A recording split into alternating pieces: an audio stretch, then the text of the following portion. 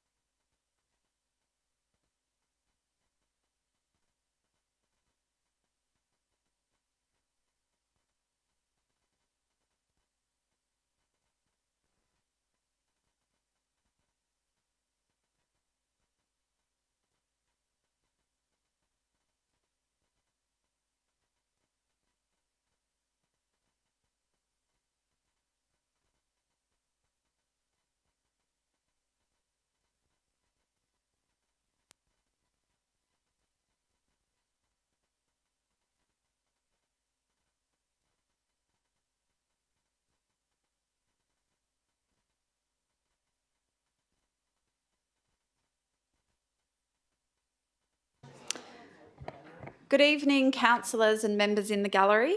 I will officially open this evening's Ordinary Council meeting at 7 p.m. Thank you for your attendance tonight.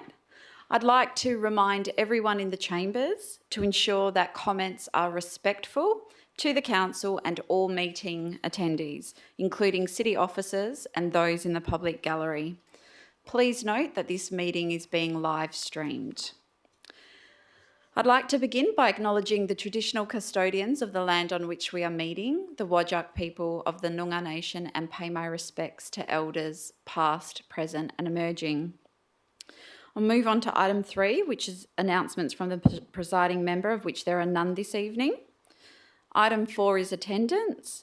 Councillor Clark has provided an apology and all other councillors are present in the chamber for this evening's meeting. Councillors, would anyone like to apply for a leave of absence? Councillor Maleka? Yes, thank you. 1st to 3rd of May inclusive and the 15th of May. Thank you. Thank you. Deputy Mayor? May the 24th to the 27th inclusive.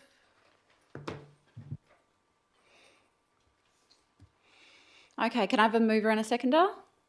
Move Councillor Peterson-Pick, seconded Councillor Sutherland. I'll put that to the vote. All those in favour? That is unanimous. Thank you.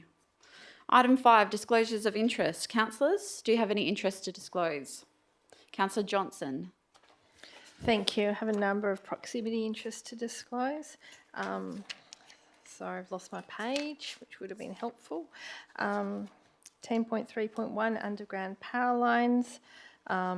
Own a property adjacent to Guildford Road, so it's a proximity interest. I'll be leaving the room for that one. Likewise, 10.4.3, advertising the LPS. I believe it mentions Guildford Road in the report. Proximity interest again. I'll be leaving the room for that one, and same with 11.5. Proximity interest. I'll be leaving the room. Thank you. Councillor Eveson. Yes, I've got a previously declared one. So 10.3.1, undergrounding overhead power. That's proximity interest, and I'll be leaving the room. And the other one, 11.5, further greening of Guildford Road, and that's the same. So proximity interest, and I'll be leaving the room. Just recalling, I guess, hearing Councillor Johnson's declaration, I may need to make the same declaration on 10.3.1 as well for the same proximity reason. So I'll fill that out now. I'll leave the room for that one.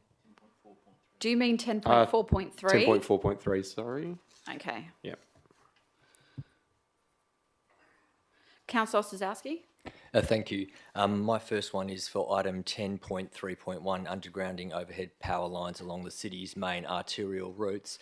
My property is within one of the areas in the report, that's TUP Area 46, part of Morley, and this area was previously identified in the OCM of October 25 last year. It's a proximity interest, and I'll be leaving the room. And my second one is on Notice of Motion 11.4, WA Police Memorandum of Understanding for graffiti removal. I have an impartial interest in this item. I've learnt of this opportunity about the Memorandum of Understanding that local governments can access with the WA Police, and I've learnt of that program through people I know who are involved in graffiti removal. Impartial, staying in the room. Thank you. Thank you. Deputy Mayor. Thank you. Item 10.2.4, the carry forwards. I've got an indirect financial interest. The Maylands Underground Power Program is referenced in there, and my husband owns property in the area that's receiving underground power. Item 10.3.1, a proximity interest for the undergrounding power on arterial main roads. Railway Parade, where I reside, has been mentioned in that report. And I'm just trying to ascertain whether I also have an interest in 10.4.3, if officers can enlighten me if the Maylands Residential North is my section of Maylands, if anyone's able to just help me out on that. I'll go to the Director and see if he can provide some guidance.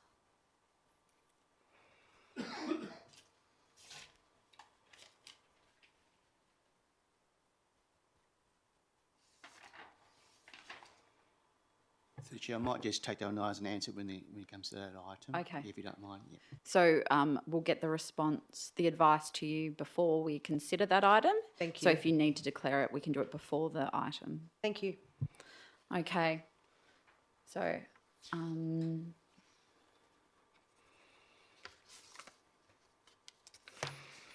okay, if there's no further interest to disclose, we'll move on to public question time. Members of the gallery, I'll first call for questions on items on this evening's agenda, and then I will open to questions on items not on the agenda. Please keep in mind that you are limited to 3 questions. So would anyone like to ask a question on tonight's agenda? Please come forward. I don't know.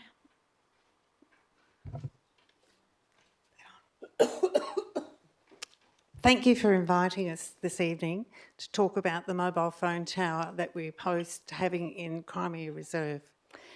I do have a question because I understand in the report that the planning application was received by the council on the 8th of June 2022 and the plan was dated 12th of April 22. The residents weren't told about this until mid-January this year, I think, and we had to really scramble to get our feet off the ground to put an opposition in for the mobile phone tower. So my question is, why does it take 6 months to let the residents know that there's this infrastructure might be put into the park? Thank you for your question. I'll go to the Director to respond.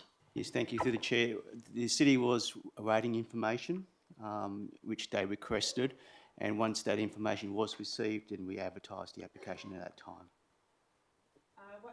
Sorry, if you have to use the microphone. What date was it advertised and where was it advertised? I'll go to the Director to respond. Thank you. Yeah, through the Chair, I'll probably need to take that on notice. I haven't got the dates offhand on that. We'll take that on notice. Thank you. If you can let me know, that would be fantastic. Thank you. Thank you. Anyone else have a question in regards to tonight's agenda? Please come forward.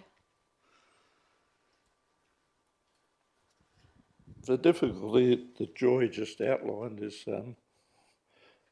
is very much there with me because until tonight I didn't know where the proposed tower was going to be situated. So my question is, what consideration has been given to choosing other areas beside what I believe is near the children's playground? My background and my question is I use the park every day. I walk around it. Don't look at that, but I do.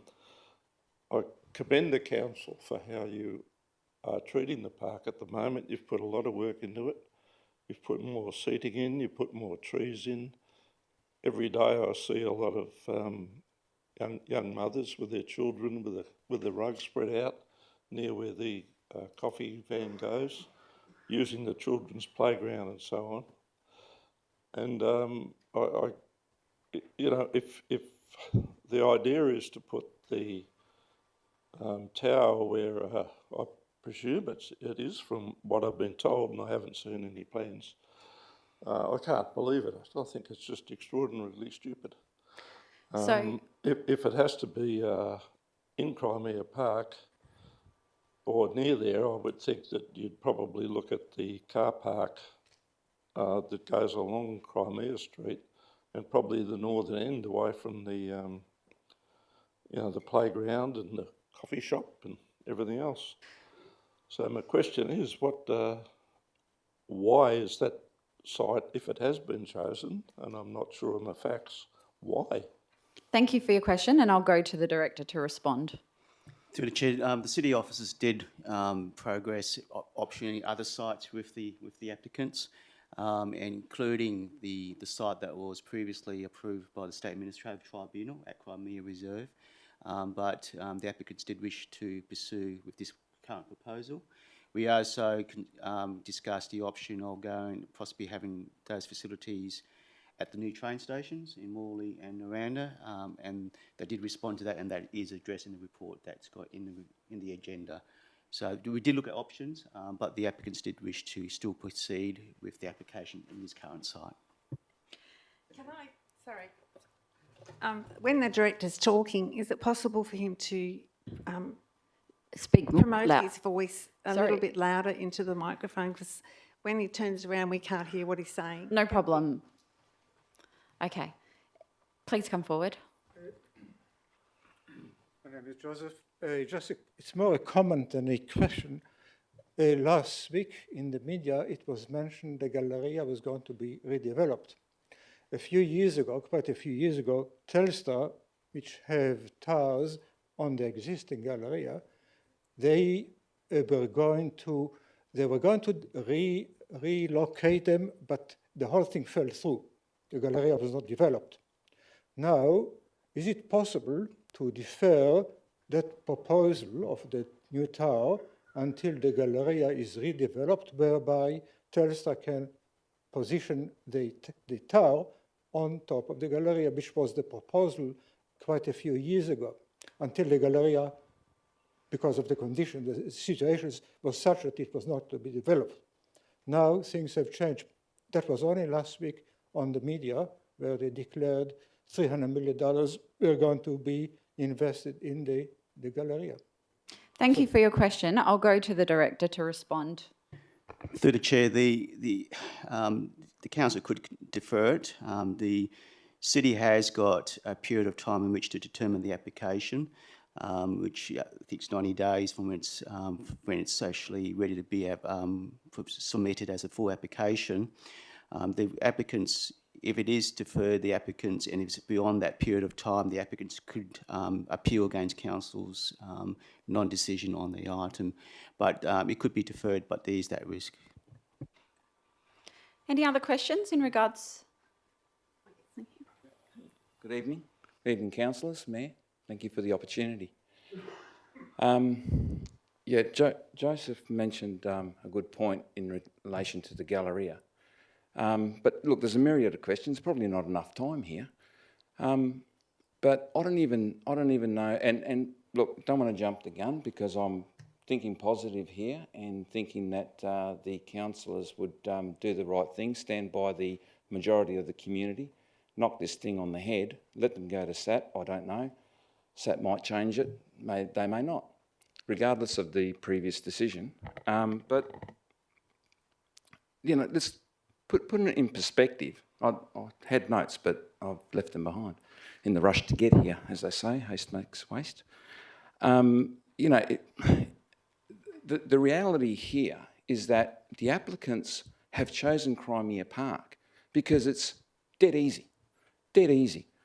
If they for maintenance, for getting other co-tenants on the tower, which will happen, guaranteed, because that's what happens. One goes in, they've got a contract. Not only have they got a contract to find this location for Telstra, but they also have a contract to maintain it. They will win other contracts from other service providers like Vodafone and Optus and the rest of them.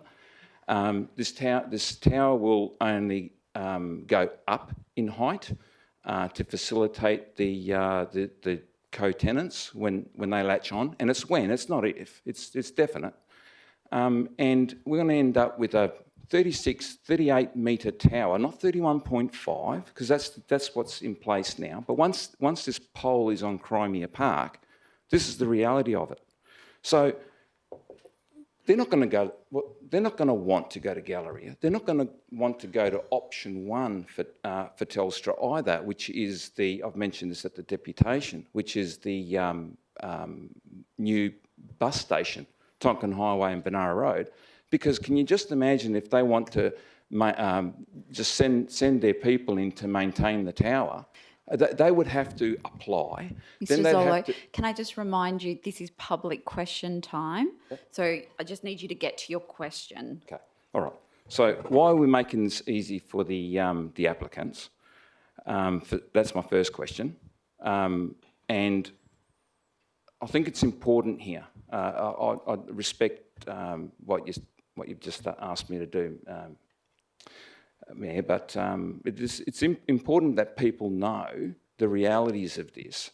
And to be on Crimea Park, for them to facilitate maintenance and the like, which I don't know how council will approach that. I guess that's a question. There's no. They just waltz in and do what they need to do. There's no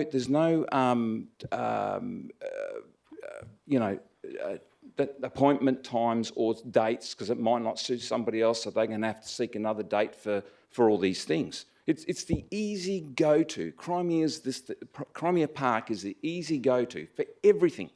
The other question is, why aren't we sharing this? Why aren't we sharing this around? Why doesn't council suggest maybe, I don't know, Waltham Reserve, Strutt Reserve? Why not? Okay, I'll go to the director to respond to those questions. So, Yeah, through the chair. The application is for what they propose. The city is obliged to make a decision on the current application. So we did explore, as mentioned previously, we did explore options with the applicants. They still wish to proceed with this particular proposal as part of this application, and accordingly it's been referred to council for determination. Okay. I acknowledge, also it's important to add that I acknowledge and respect the officer's recommendation to not approve the tower on Crimea Reserve. And the first 2 points, if I remember rightly, if it's 14.1, A, B, C and D, and number 2 agree, then number 3 we tend to go soft a little bit. Why are we going soft on the application? Why are we saying, well, if you reduce the height of the tower and you do this and, you know, then we'll reconsider it and let you have the tower. Basically, that's what council's saying, or that's what the officers recommended.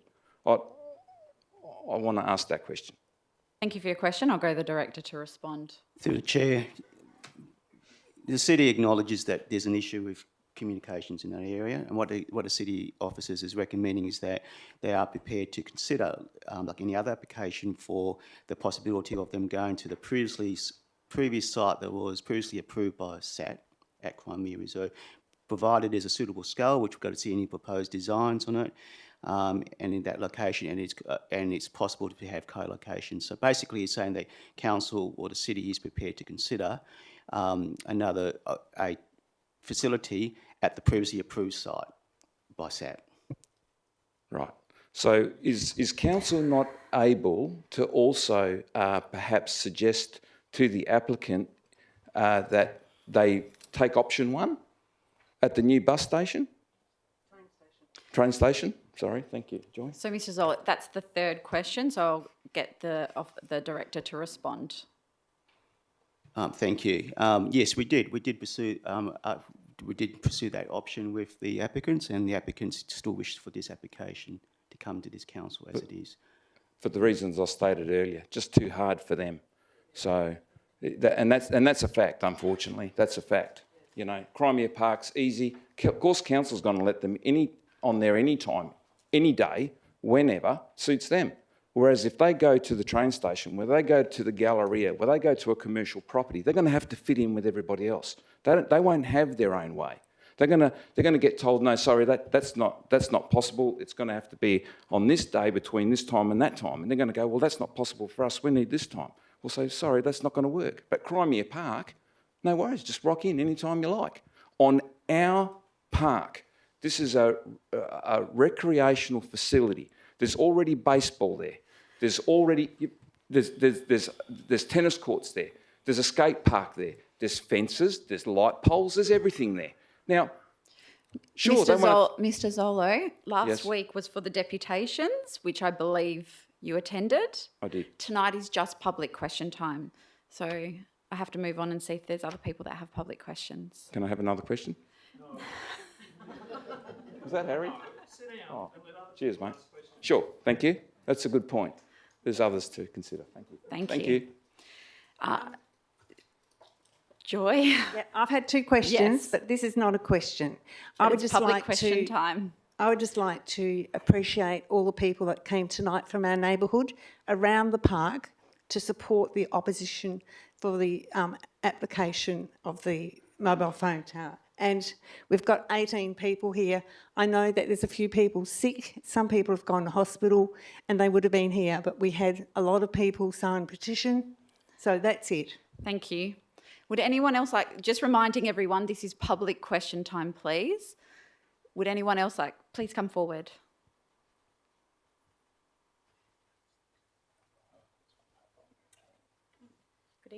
Good evening, everyone. Thank you for listening to us today.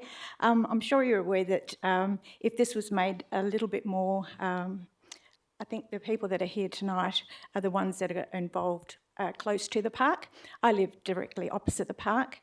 And the question I'd like to ask anyone here tonight, if anyone decided to put one of these towers, which I only found out was a 5G tower when I actually emailed someone from the City of Bayswater, and they informed me that it was, and they said, well, we're going to go on our website now and add that to our website because I'm sure there's going to be other people here asking the same question. So my question number one is, why did that happen that way? Why wasn't it on the website? And number two, which one of you people would agree to this? As being a real estate agent for 25 years, if I had to sell a home across the road from a 5G tower, I can tell you now I'd have a blinking hard time. So apart from the tower being a sore, what do you call it? Eyesore, an eyesore, sorry. And I watch every weekend, every day of the week. There are children in that park. There are people every single day, and I'm not saying one or two. There's hundreds. Go there on a weekend when they've got baseball or whatever. There's hundreds of people in that park who are going to be affected by this, right? 10 years down the track, tell me if these people aren't going to be affected by that sort of whatever it's called, apparatus up in a park. So my question to you is, would you be against this just as much as we are if this tower was going up across the road from your place? And as a real estate agent, I'm telling you right now, no way. Thank you for your question. Thank you. Councillors have heard the question in regards to that and will consider that as part of our deliberations tonight. Would you, in regards to your first question about the 5G information, would you like the director to respond to that? Because if you just, so I'll get I'll just refer that to the director to respond to. Sorry. Yeah, through the chair, I might get the manager to respond. Helen Smith, thanks. Through you, Madam Chair. The application would have been put on the city's website with the submitted plans, which are in the agenda of this evening. Sorry, Helen, I'll just ask you to speak more into the microphone. Yes. The advertising plans would have been submitted onto the website.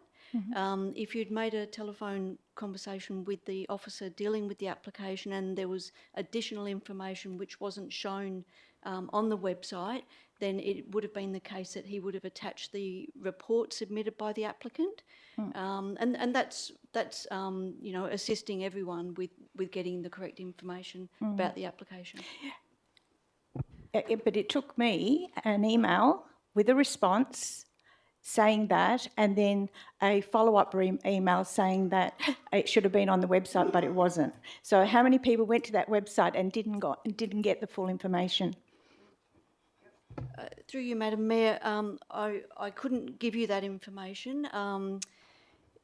The proposal in its entirety was put on the website. That additional detail, I'm not sure when it was put on there. I've just been through my record keeping to see if I could find when that additional information went on there. But generally, that additional information would have been included in the applicant's report, and that's obviously assisted people to have a look at the details. Yeah. Did you have any other questions? You've got one more question. Okay. Yeah, no, that was quite late. Sorry, to just ask me a question. Yeah, the information that came to us was quite late, and I know a lot of people were scrambling to, get information. But anyway, I think the other thing. Sorry, now I've lost my train of thought. With regards to that tower actually being there and having so many kids in the park on their skateboards and playing, I can see something happening where someone's going to think themselves really smart and climb these towers and get hurt. That's another thing that, you know, when you've had children, you think of these things, but that's another danger to have this where there are so many young children. So the question is there any fencing or preventing people from climbing? Yeah, that's correct. I'll go to the director. Chair, yes, there will be. It's fenced. Well, children can climb fences too. I just think it's ridiculous in a place where there's just like so many people that you would have this massive tower when there's bushland at the end of Crimea Street, heaven knows where else, that it could quite easily go there. Thank you for your questions. Thank you. Would anyone else like to ask? Please come forward. Yes. I have a very quick question, and it is a little bit in connection with the my previous person who's talking. Why the drawings are not showing much of what is actually happening on the ground? Because we are focusing on something which is at the 35 meters and so on, but the major impact of this tower is going to be at the ground. So there will be fencing, there will be exchange stations, there will be a number of ugly boxes, shed-like, etc. But I can't really find in any of the information here, a representation in 3Ds and so on, what sort of ISO is going to be on the ground and what sort of noise there's going to be, probably humming and beeping and whatever. What sort of impact is going to be on everybody around that, trying to picnic and play? Thank you for your question. I'll go to the director to respond. Yeah, through the chair, if you don't mind, I might get the manager, because I know she looked at the details in more details than I have, so maybe I can get the manager to respond. Through you, Madam Mayor. Sorry, we can't hear you. Yep, I'm coming, sorry. On page 156 of the agenda, there's an elevation.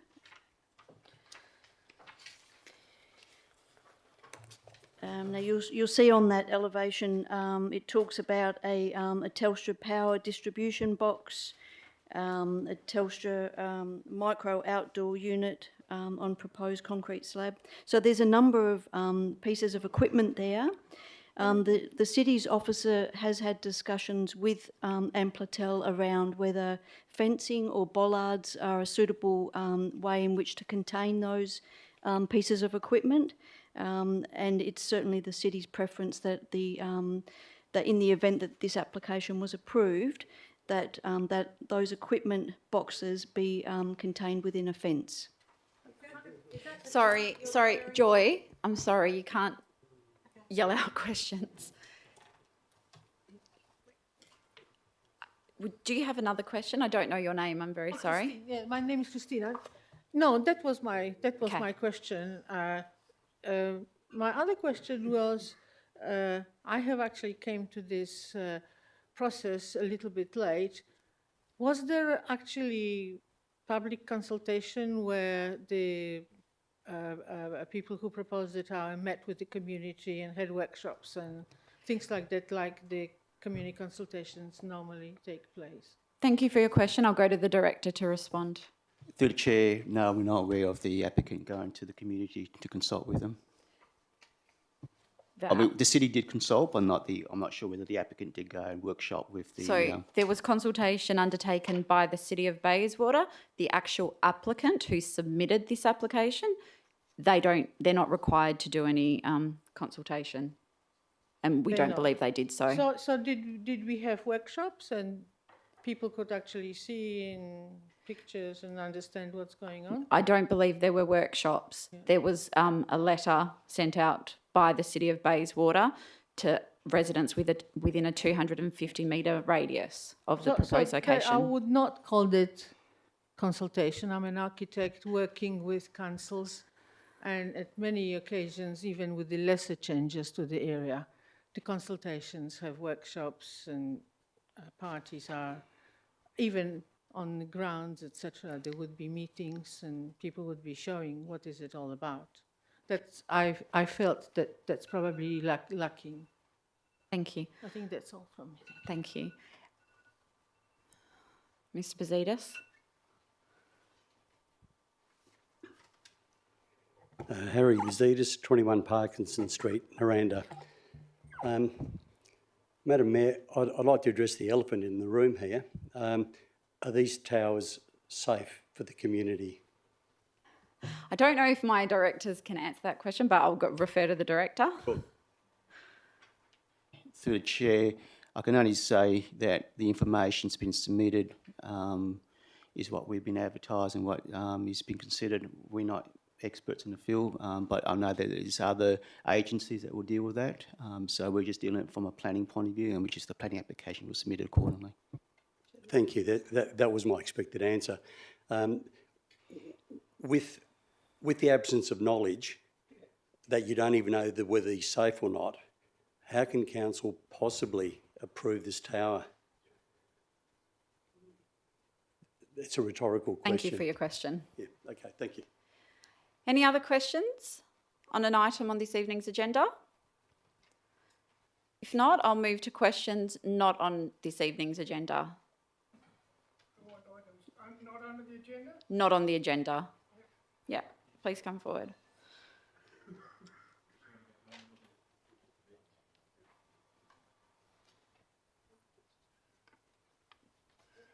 Ian Walters, 124 Lawrence Street, Bedford. My question relates to, further to my question of the 26th of August 2021 regarding withdrawal of the City of Belmont from the East Metropolitan Regional Council. As previously requested, please advise details of financial impact on the City's investment, if any.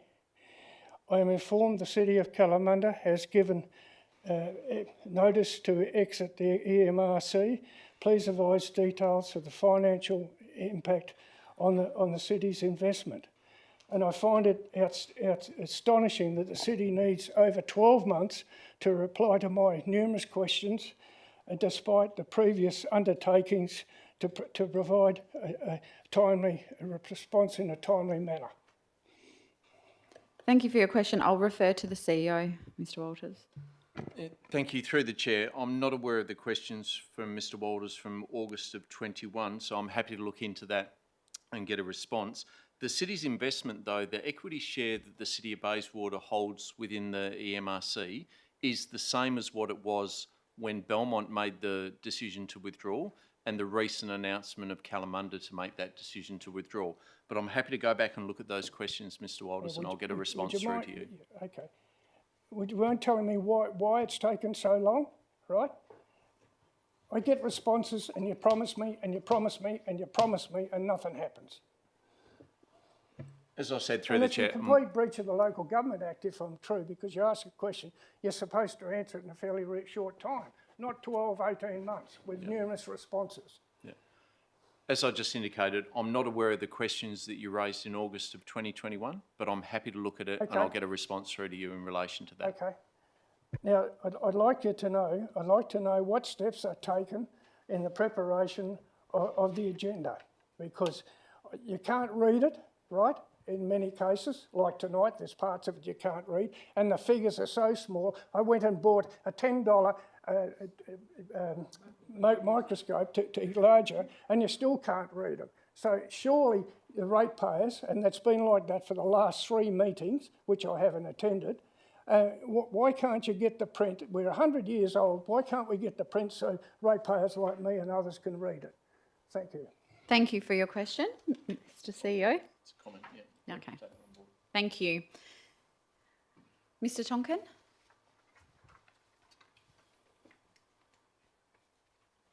Harvey Tonkin, Harvey T at ionet.net.au. I asked a couple of questions that were responded to. I just wanted to make a couple of comments on them. The answer to one of the questions to do with the weeds and the grass growing was, the council has a team of leaders and supervisory staff. in regards to the quality of the work. Now, and the next one, they say... Sorry, Mr Tonkin. Yes. Just in the interest of people watching online or whatever, if you're referring to your responses to your written question... Yes, which would is you on mind, the OCM run sheet. Okay. Would you mind reading it out loud so that people have some context around what you're referring to? The question was, does the council... You're not counting this, are you? No, Yes, I am. Does the council have a policy that follows up the work that has been done by staff to ensure that the assets have been looked after? Yes. And it refers to trees on a park. Okay, I asked, I won't go into the lead up to it, it'll be in the minutes in the next, but I wanted to find out who was supervising the workers. Yep. And it's been indicated that there are team leaders and supervisory staff. Now, the next paragraph says, when treating couch grass growing in tree wells, the city uses a selective herbicide product that specifically targets grass species without detriment to the tree or plant. Well, that may be the case, but it took 4 weeks from the time I communicated with the arborist staff that the particular plants they put in, these little baby conifers, about this tall, about 30 centimetres tall, they had all couch grass. They put wells around them, and then they just, with all the couch grass growing around them, and then just put the wood chips on top. Well, I sent photos in to show how it's growing now, and the wood chips just help the couch. And then further along, someone sprayed glyphosate, has to be that, because they not only killed the conifer and the grass around it, but all the couch. If the council's using selective herbicides, why didn't they use it? That's all. That's a comment on that one. Yep. The second one, it was to do with Cleanaway. It was to do with the fact I asked, does the council have a penalty clause with Cleanaway if they are not doing their job as per their contract, and has that ever been enacted? My query runs around two things. One, I'm seeing lots of bins outside, like at bus stops and that are completely overflowing, and regularly. I'm not saying all, I don't drive past all, and it might be the 3 or 4 I see may be the same ones, but I just feel I'm always ringing the council to say, can you empty these bins at this bus stop? I had some trouble on our park with regard to the yellow dog bags. They weren't put up one weekend or one Tuesday. I rang the council on the Wednesday, nothing happened. I rang again, I rang the council, left a message, right, with a person there, and then I waited Thursday, nothing happened. Friday morning I rang the council again, and I was told they're going out Friday. So I went down there 3 times, nothing came. Then on Monday I rang again and said that they haven't turned up, and I was told they'd been there on Friday. So what was happening was Cleanaway was saying that I don't know what I'm talking about, and they don't offer any proof. And then they didn't come Tuesday because they were too busy. What I'm saying is this isn't the first time. This has happened numerous times. And I'm just saying, if they don't do their job, are they being penalised? That was what the question was. Now here, one part of the answer says, where it's found that the problem is attributed to Cleanaway, the city will ensure they are held accountable in accordance with the contract. My question relates really, is it only will the future from now, or have they been? Thank you for your question. Go to the I director. didn't answer that correctly. Through the chair, in terms of what's happened in the past, those matters get raised with the contractor. So what happens is city officers have meetings with the contractor on a regular basis, and these matters get raised and investigated to see whether they've failed to deliver on what they're meant to deliver under the contract. In terms of what actions have been taken, I'm not entirely sure what's occurred in the past. I can look into it and find out what records we have, and I can give you some information if you prefer. Yeah, the only reason I ask is because this has been going on for years. This isn't just this year or last month or last week. It's not continual, but it's persistent and annoying, because what happens is people, if there are no dog bags on the park, you're walking around tiptoe through the tulips. growing on the park. Thank you. So that's why I ask. Have I got a question left? You do. Thank you. I'd like to put my support to the phone tower. This was discussed for a long, long time. Is this a question? The question will come. I've just preempt. Just give me a sec. This was discussed by the people who live around the park the previous time. Obviously, the people who are here tonight weren't living there then because they would have discussed it then. There are lots of other people in the community who need the phone connection, right? They stand at the front of their house.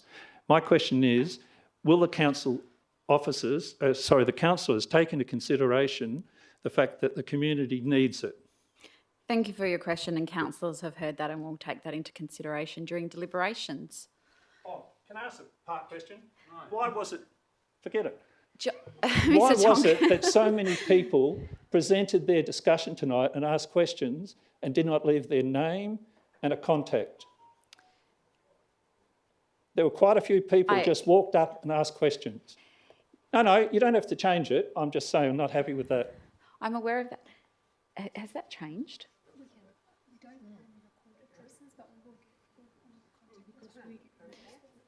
I'll just go to the Manager of Governance to respond to that. Through the Mayor, we'll approach those people that spoke and asked questions. We'll approach those people that asked questions tonight and just get their name and where the suburb that they live in for the purposes of the minutes. Thank you. Anybody else have a question on an item not on this evening's agenda?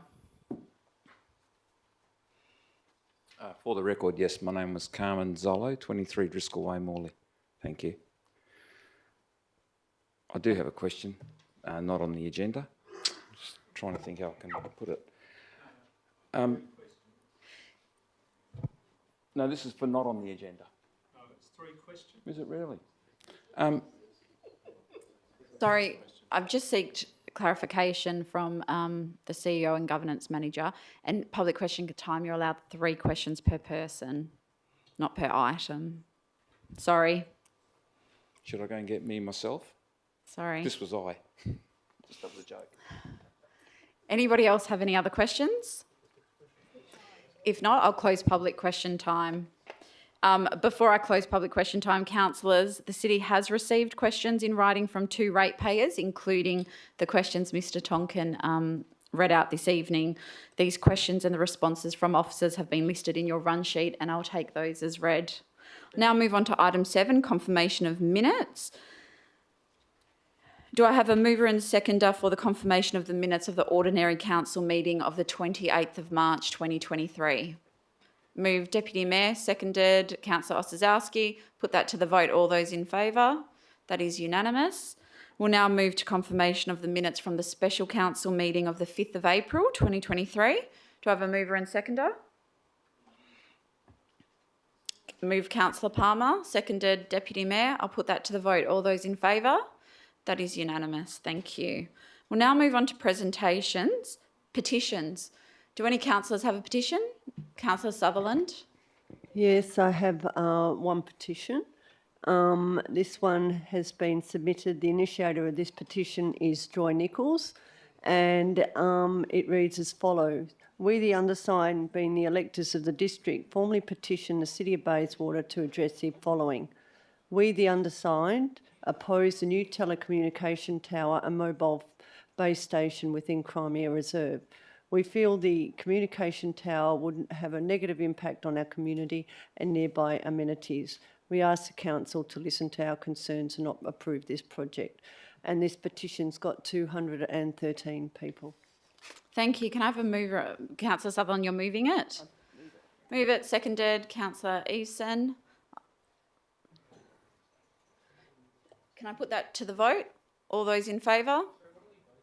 Accepting the petition. So it's moved by Councillor Sutherland, seconded by Councillor Eason. Put that to the vote. All those in favour? That is unanimous. Thank you. Move on to any other petitions, councillors? No?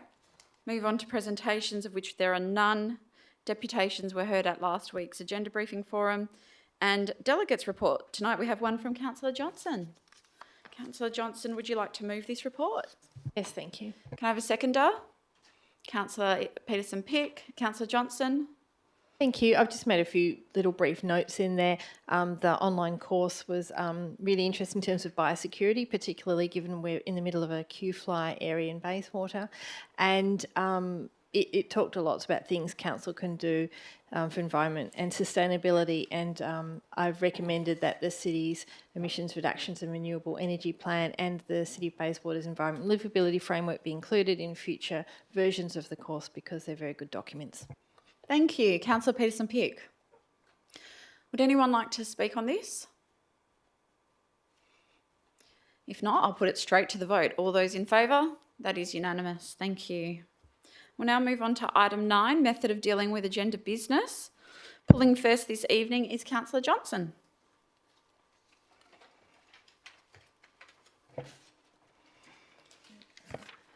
I think, sorry, my apologies. I was a bit underprepared for that. I think the only one that I want to pull, please, would be 10.4.4, the Morley Streetscape Plan, to propose an amendment. Okay. Councillor Maleka. Yes, thank you. I will pull 10.4.1.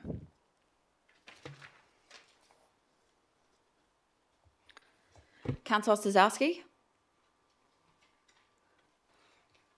Thank you. Just one moment, please. I don't think I need to pull it, but I'll 11.4, my notice of motion. Thank you. You don't need to pull that. No. Councillor he didn't pull anything. Councillor Palmer. Nothing, thank you. Councillor Eveson. No, nothing from me, thank you. Councillor Sutherland. Deputy Mayor. Councillor Peterson-Pick. 10.2.4 carried forwards, and 10.3.1, and that's it. Thank you. Councillor Bull. Okay. So thank you, councillors. We'll first consider the items that were the subject of deputations. Can I please have a mover and a seconder to bring item 10.4.1 forward to the beginning of section 10 for discussion before we resume the order of business as set out in the agenda? Move Councillor Palmer, seconded Councillor Peterson-Pick. All those in favour? That is unanimous. Thank you.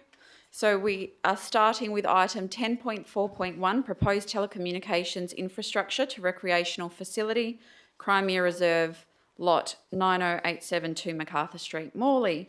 This has been pulled by Councillor Maleka. Are you moving the officer's recommendation? Yes, I am. And do I have a seconder? Councillor Sutherland.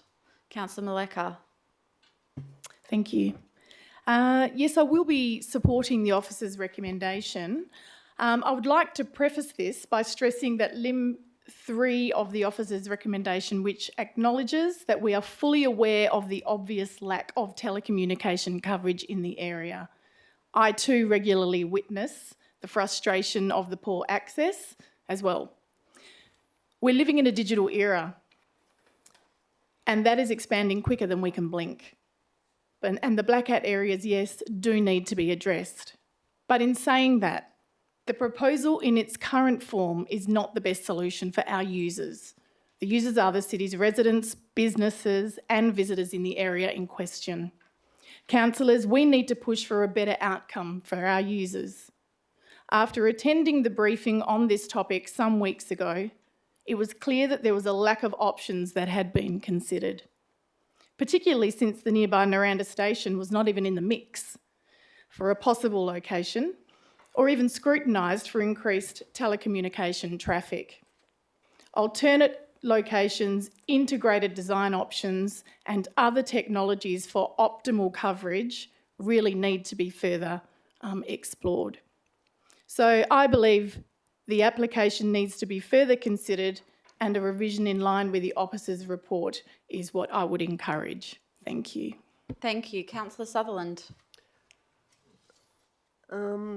Yes, thanks for that. I would also firstly like to thank the officers for their detailed report and also their patience with all the questions and toing and froing. As people in the audience and a lot of the councillors around here might know, this is a second request that's come to the council, and as a report said, Vodafone came a few years ago to SAT. On retrospect, this was probably a better model than what we've got in front of us. Firstly, before I start, I just want to have a bit of a whinge about how these towers come into play. And it sort of reflects the red tape that is found in Australia to get something off the ground. And why I'm saying that is because, as Councillor Maleka said, that we are in a digital age, and everything, just about everything I do now is, on the computer, whether it's banking, using Zoom, etc. But it's a pretty tedious application process. So firstly, these telecommunication carriers are authorised by the Federal Government Telecommunication Act. It divides the facilities into a low impact, such as antennas, and obviously higher impact, which ones require planning approval, as they have a larger footprint. Then if we say yes to this, then the state government takes over that land and they get the rent that's on our land. So I just want to say and let the community know, I don't know why the local government's involved in this at all. I too agree that we have got a problem with, reception in this area. I know personally, especially it was brought home to me when I was teaching online through COVID, waking up in a cold sweat every day, hoping I could get online to teach the students. But having said that, even though that is a major issue, I think we can do better. And I don't want to just do a plan just because we need to have, more coverage. I want to focus on, what we can do better. For me, the applicant has not shown why we need a 30+ metre tower in a park right next to residents. And I think there needs to be more done to reduce the negative visual impact on the area. This structure has capacity for additional bulk, all of which can be added as soon as the initial DA is approved, okay, without our approval. The previous application by Vodafone was much better, and that obviously was passed by SAT. And why that was better, it was 2/3 the height, so it was 20 metres in height. It was hidden somewhat from the street, not in front of the houses, behind the trees. And it also added value to the amenity because it had a light tower on top, which would have added to passive surveillance at night. And as applicant, I don't know if the residents are aware, but this was passed by SAT. I remember when it came to council before, it was passed by SAT, but never proceeded. And now this new one's come across. For me, it's the sheer bulk and size of it in the location that has an issue. Not with the waves or the health risks. I'm pretty satisfied that that's okay because we use our mobiles every day. I'm in front of the computers every day. I teach. Kids are in front of screens every day.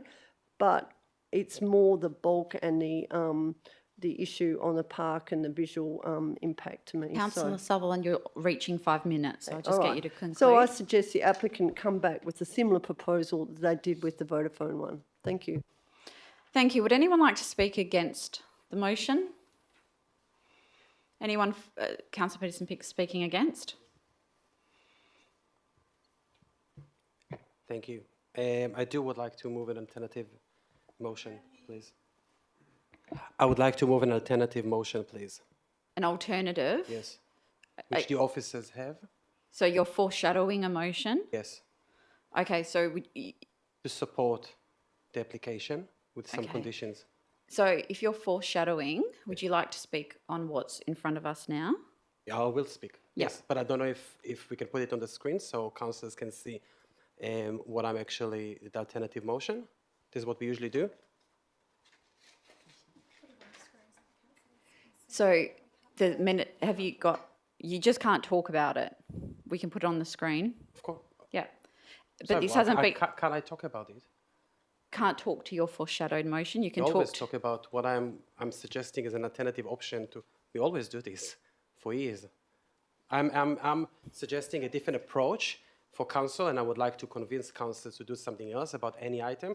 We provide the alternative, if it's an amendment or it's a foreshadowed motion, and I'm speaking about this to try explain my reasons. Otherwise, how can I? Do you want to speak to the microphone, please? Through the chair. So, councillor, the motion before you is the officer recommendation. You can foreshadow a motion and you could speak to that in your debate against the officer recommendation, but you wouldn't move your motion now. I think that's perhaps where the confusion is. It's because it's not an amendment. You're just yes. But can we see it on the screen? So councillors can actually see the alternative if Was this provided to councillors? No, but it is here. You didn't provide it. It is here now, yes. I am ready to move it now. I had some of the comments tonight, and I am ready to move this now. But you're not moving it now, you're just speaking against the substantive and foreshadowing an alternative motion. Like we always do, yes. Something. Can I speak now? Go ahead. So the proposal here that was, and I thank the officers for preparing it, is essentially approving it as standard conditions. I just want to highlight when I talk about this alternative motion is condition D, which talks about the colours and materials that I asked. Sorry, I'm just going to the CEO would like to say something. Just through the chair, I mean, council, what's in front of you at the moment is the officer's recommendation, which has been moved and seconded, and council have opened the debate on that.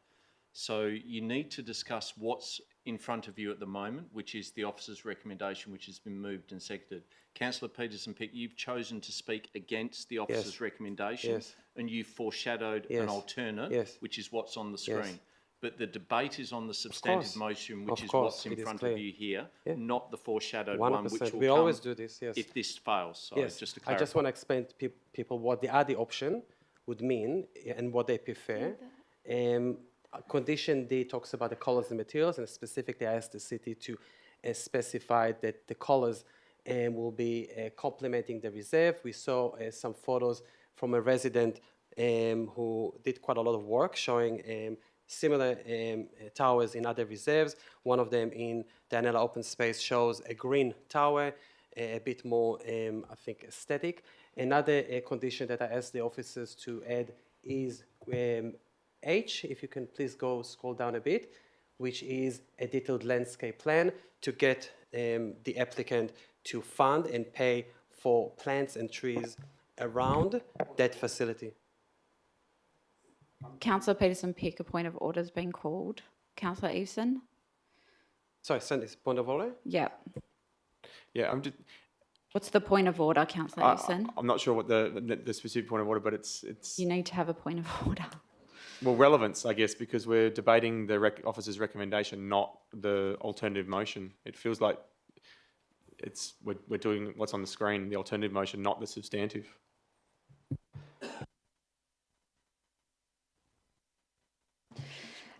So I rule that is a point of order. So Councillor Peterson-Pick, can you please stick to debating what's in front of you and not referring to the foreshadowed motion?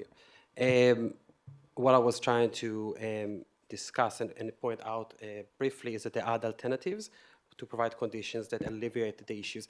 Look, specifically about this, I want to make it on the record, and for those residents that are here, that it is a tough decision for me. It's not an easy one, and it is probably one of the toughest that I've been needing to make in the last almost 6 years that I'm on council, I must say. I'm leaning now to support the application because I don't think that there is any alternative location which would be better than this. All those suggestions to push it far away to the train stations and Mole Galleria, we know and we received advice those distances will not cover this area. And there is an issue which was actually admitted by many people here in this area. I spoke to some residents that are not here tonight about the issues, and showed them the photos, and they told me immediately, we need it now, this one, we want this tower now. I spoke to a 16 years old, soon an adult. He said, I can't text. I walk along these streets, I can't text my friends.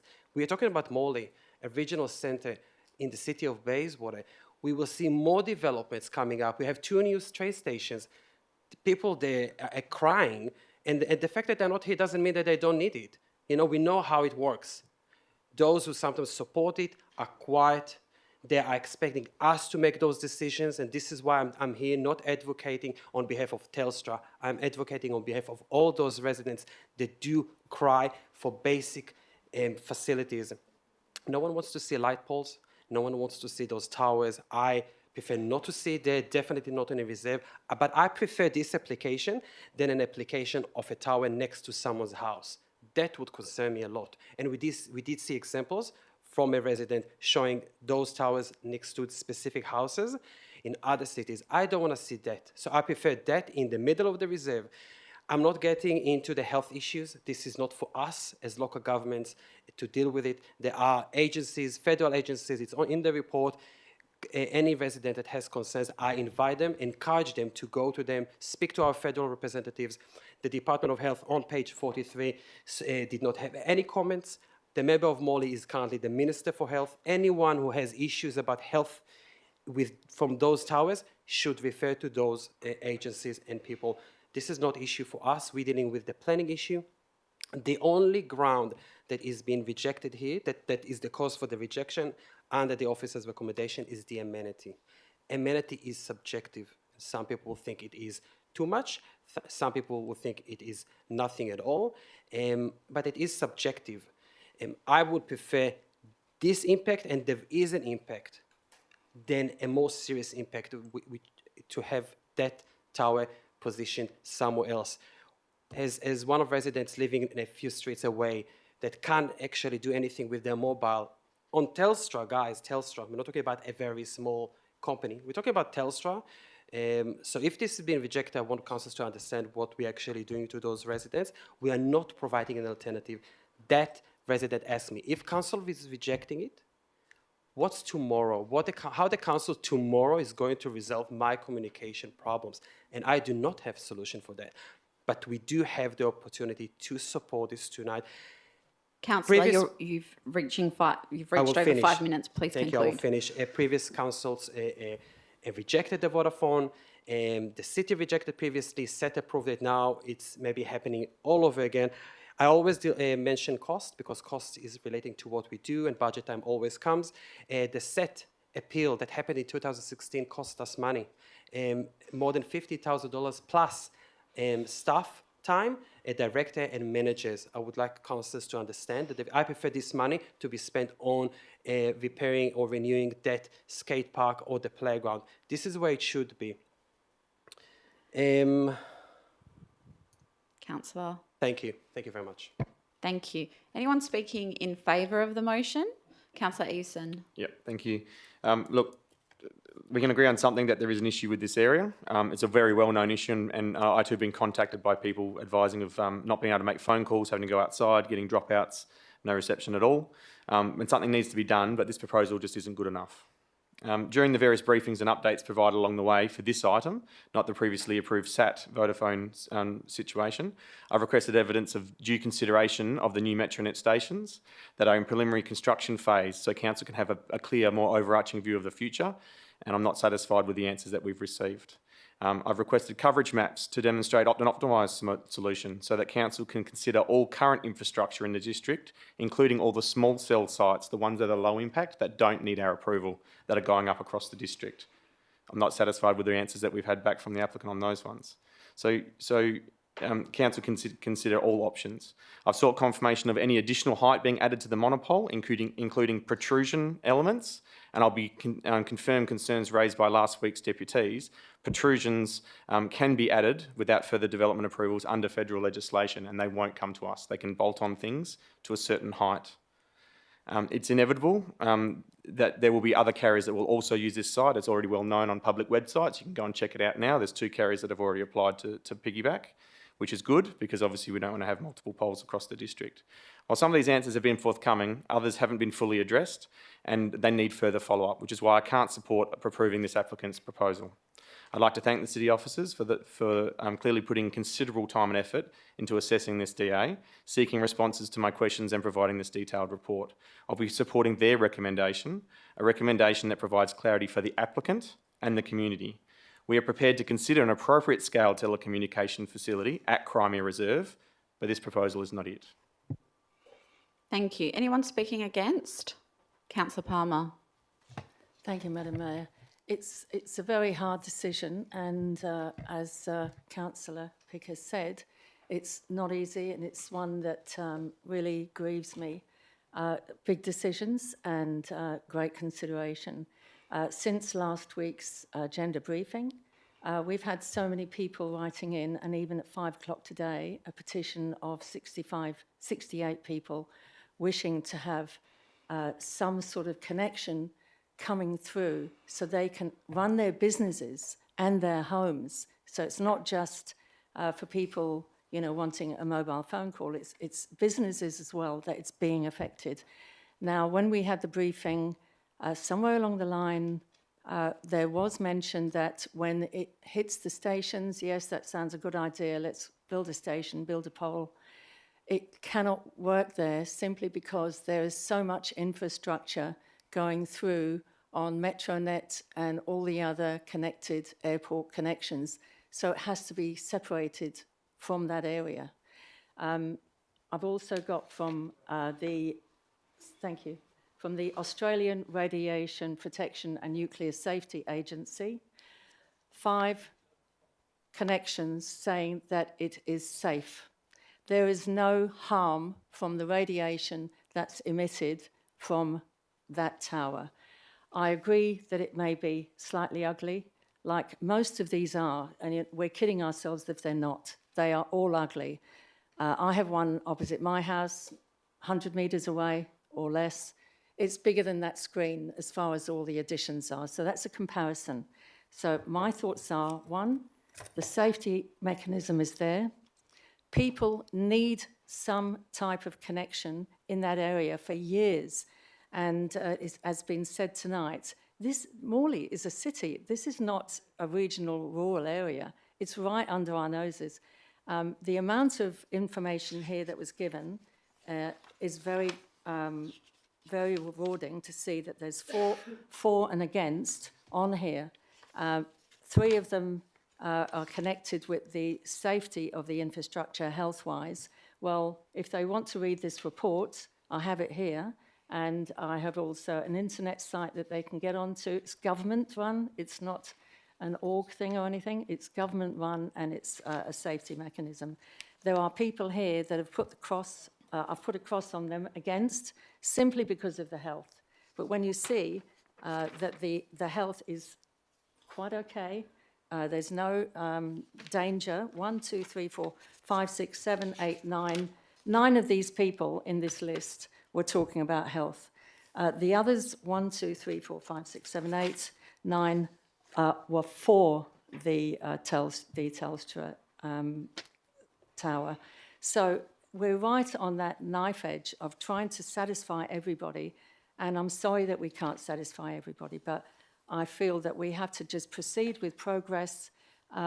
They will change, we know that. Things will get better, things will progress, but 80 square metres of honesty and concrete protection around that area is not for health protection, it's for the children that they don't climb that tower. And obviously, if they're going to climb anything, they're going to climb trees. So, you know, we can't sort of babysit everything in life. Children have to be children. There's a skate park there.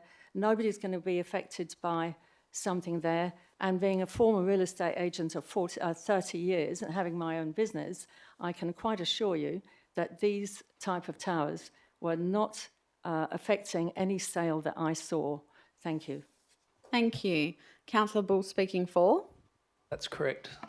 Yeah, I will be supporting the officer's recommendation, and the reason why I'm supporting the officer's recommendation is because since being on council, I've been extremely consistent in the importance of protecting our public open space.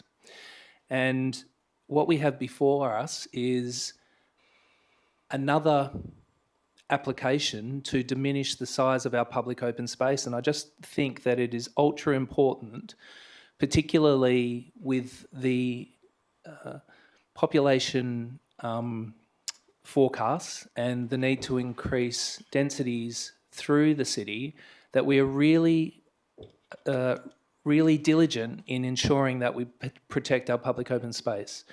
We have no real plan as a city, as a council, to be increasing our public open space in any tangible way. And so therefore, any time that our existing public open space is going to potentially be diminished, we really need to think about what that means. And in this instance, it's actually quite significant. The previous application that was approved by SAT in 2016 proposed using a site that was currently being used for an existing power pole, an existing light pole. It was still going to use up more space, but less than in this instance. Here, it's a new site in the middle of a park that is loved by local residents. There must be a better location in which this kind of facility can be introduced whereby our public open space isn't diminished. On this basis, I'll continue to be very consistent and vote in favour of the officer's recommendation tonight. Thank you. Anyone speaking against? Anyone for?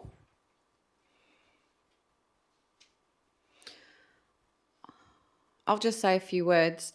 I will also be supporting the officer's recommendation this evening. It really does feel like deja vu that we're here again discussing this same thing in the same park. And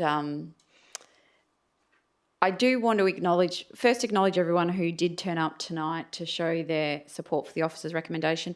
But I do want to acknowledge the people who I've heard from as well who want better coverage in this area.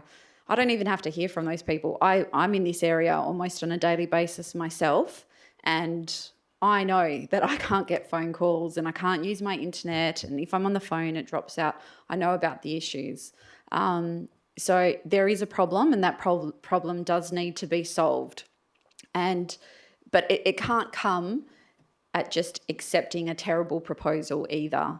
I think we can have both. I think we can solve the problem, but have it done in a way that is much less impactful than the application that we have in front of us. So I'm not prepared just to accept this on the grounds of getting a quick fix. I think that we need to show that we are being responsible and we do want to solve the problem, but we want to do it in a way that's an appropriate way. And, you know, what we've got in front of us, as I think was mentioned by another councillor, is much worse than what SAT actually approved when they overturned a council's decision back, 5-6 years ago. So I do hear the people that want better internet, and we do need better internet. Morley is a regional centre, and this is an essential service. I've had somebody, comment that they needed to, call emergency services, and they had to run outside of their house in order to get to get service. So we need to really make sure that we're helping residents in that way, but we're also doing it because if this was approved now, once it's up there, it's never going to go away. It's going to be there forever and ever and ever, and we can't have something that's substandard and not appropriate for the location. And I also respect the amount of work that the officers have put into this. So on that basis, I'll be supporting this recommendation, and I'll go to the mover to close. Thank you. Well, everyone who spoke in support of the motion has helped consolidate the argument. So I'll just wrap up by saying thank you for contributing. And yes, I think as a council, we should be pushing for better and not just a quick fix. I'll now put this to the vote. All those in favour? That's Councillor Maleka, Councillor Ossowski, Councillor Eason, Councillor Sutherland, Deputy Mayor, Councillor Bull, Councillor Johnson and myself. All those against? Councillor Palmer, Councillor Peterson-Pick. That is carried. So we'll now move on to the next item, which was pulled. So just for the benefit of those in the gallery, just before I move on, council has supported the officer's recommendation not to approve the application. Thank you. Please feel free if you wish to leave. Okay, we'll now move on to item 10.2.4. Deputy Mayor, you've got a financial interest. Yeah, and I'll probably be staying out for the next one as well. So I'll just flag that because the one that's pulled after it is I've got a declaration as well. Yep.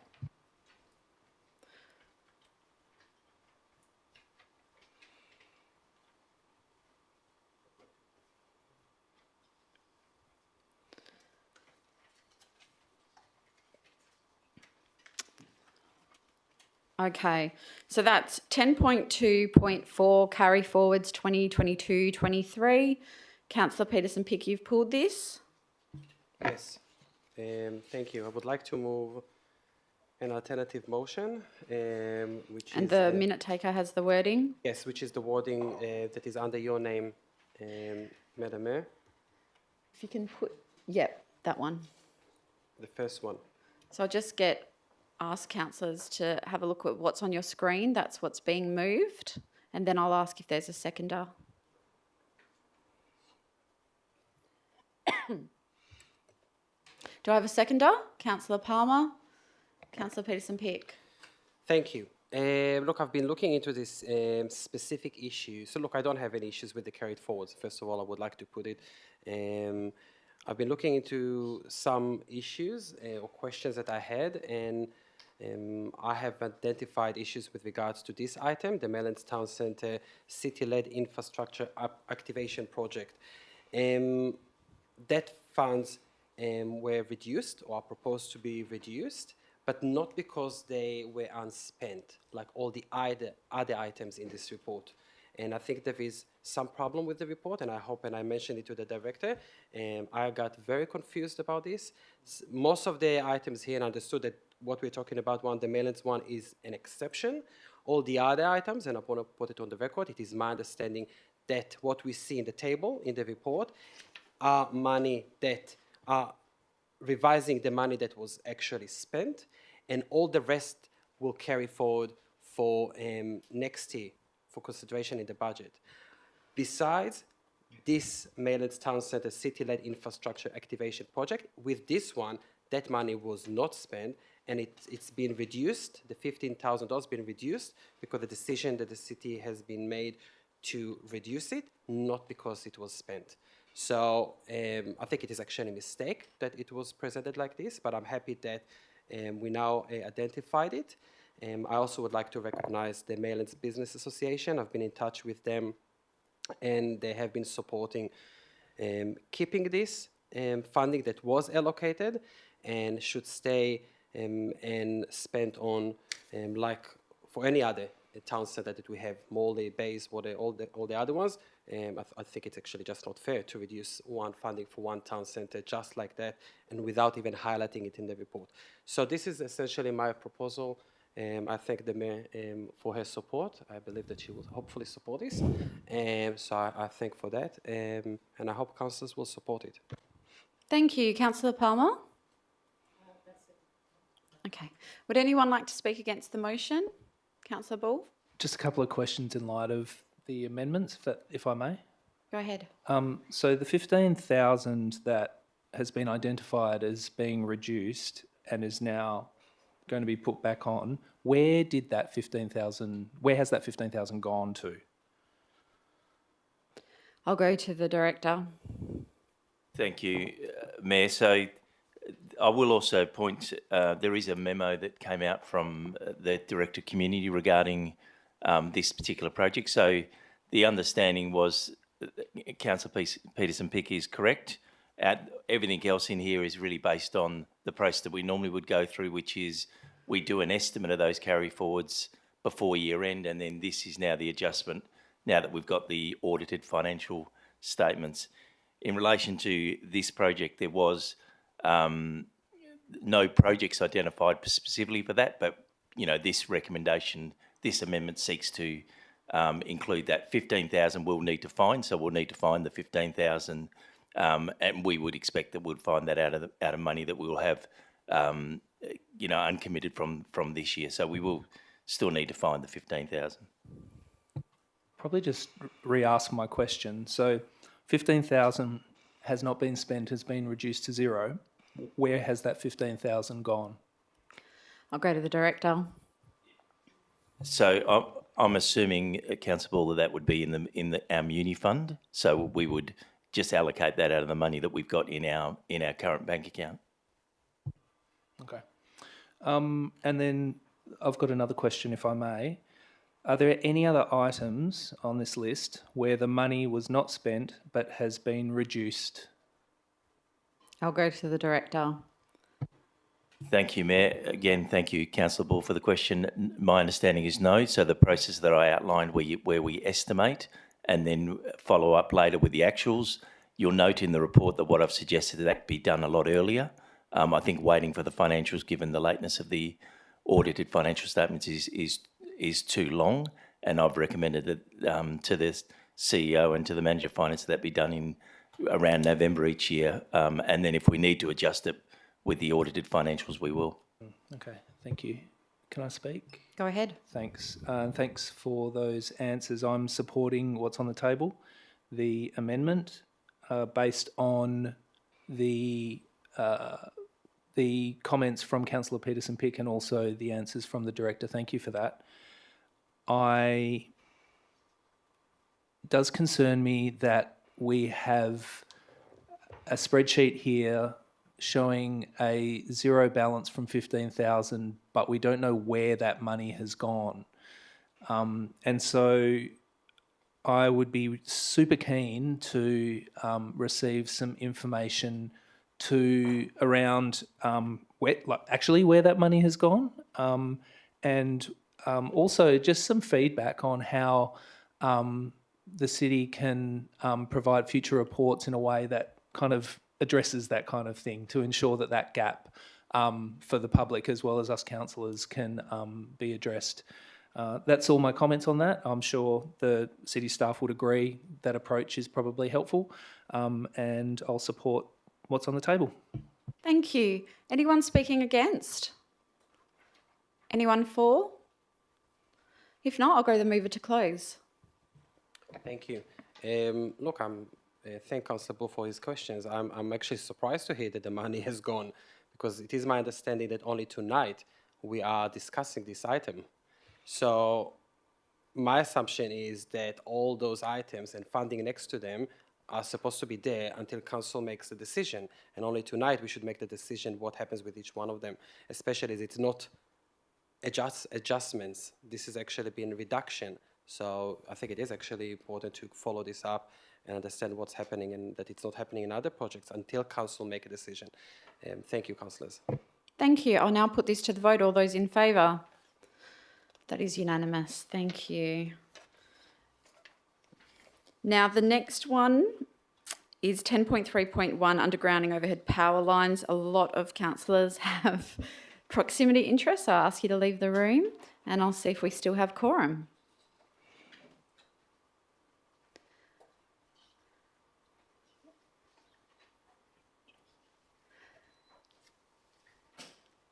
It appears we just have quorum. So, Councillor Peterson-Pick, you have pulled this one. Are you moving the officer's recommendation? I move an alternative one, which is based on the officers of accommodation and two other limbs that the city helped me this afternoon. I thank them for that, for the wording. Which one is, it's on the screen, one is exactly the officers of accommodation, and the second one, I'll read it out, that council requests the CEO to prepare an advocacy plan for the issue of progressing underground power on specific arterials roads that should be prioritized, such as Guildford Road, in order to leverage state and federal government funds for this purpose.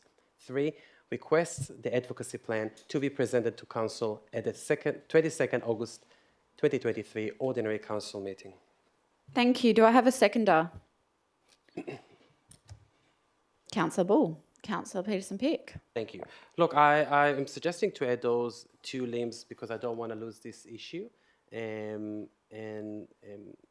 get it lost. I think it should continue with us, and I think the best way, because it's all about funding here, is to advocate for more funds from the state government, from the federal government. We will have that plan come back to us, and it will be hopefully there. And we shouldn't address all those roads. There is a long list, as the item shows. We should probably prioritize some of them, and I gave just one example as for Guildford Road. It is essential that we'll address those major routes. It relates to improving our streetscapes, development, the local planning strategy we are going to discuss tonight also relates to this. We should address those issues before, hopefully, developments are starting. So we can deal with those infrastructure works before that. Tree canopy obviously is part of this. Only benefits, as we know, from underground power. Pedestrians walking along those routes. So I don't want to lose this. I don't want to just not proceed and that's it. I think it should stay, and we should focus on specific routes. Unlike what was proposed originally, we should not focus on all over the city, just specific ones that the city will prioritize. And that is my proposal. Thank you, Councillor Bull. Thanks. I will just declare an impartiality interest just thinking about this. Tonkin Highway is mentioned in the report. I received feedback from the city that the decision tonight does not actually encompass Tonkin Highway, and that because the power lines are already undergrounded. But for good order, I will declare an impartiality interest because my home does abut the Tonkin Highway road reserve. Yep. Thank you, Councillor Peterson-Pick, for adding limb 2 and 3. I think it's a great idea. Getting power lines underground in main arterials is super important. It provides increased amenity along those roads and gives opportunities to do things importantly, such as plant really big trees. And so to the extent that the City of Bayswater can partner with other tiers of government to increase the opportunities to do this, I think all the better. And so I encourage councillors to support it. Thank you. Anyone speaking against? Anyone for? Councillor Sutherland. I'm just going to do a bit of pontificating. I think I'm happy with the additional limbs, as long as it doesn't cost money to us. I'm happy it's advocacy. I think I see in 10.11 we taking some motions to the Canberra for the National Assembly. These sorts of things could be done there as well. And while we're on that, I do think we have come to realise that we have to do a better job in getting in front of our federal and state MPs. I just think of where it's Walcott Street. One day the government just had a brainwave and decided to put their underground power there, and it was done. And I would have thought that Guildford Road would have been more important than Walcott Street because it's a very a busy thoroughfare. And the other thing, just point out that this is costly. I do remember, I think it was about 2016, the government was looking at, the then government was looking at redoing Guildford Road, but that wasn't popular electorately, and that was obviously part of that would have been underground power, but other things happened and people didn't want that. To me, it should be a no-brainer that all of these major areas get done.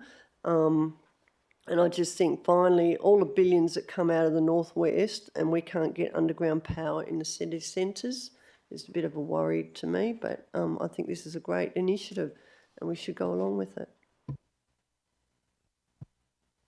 Thank you. Anyone else wish to speak on this? If not, I'll go the mover to close. I'll put it to the vote. All those in favour? That is unanimous. Just see. So can we just get the councillors to come back in? Councillor Johnson still proximity.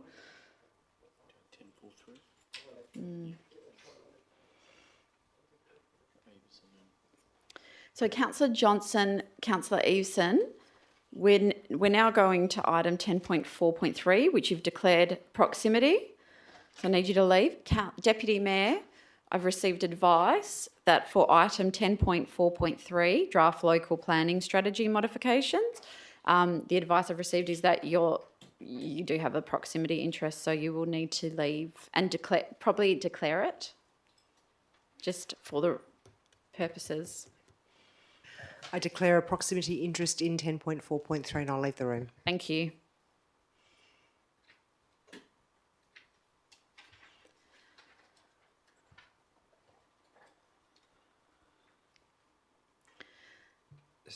Sorry, can I just ask a question about the conflict of interest? Yes. So where can we actually see here on the item which one of us might have, a conflict of interest?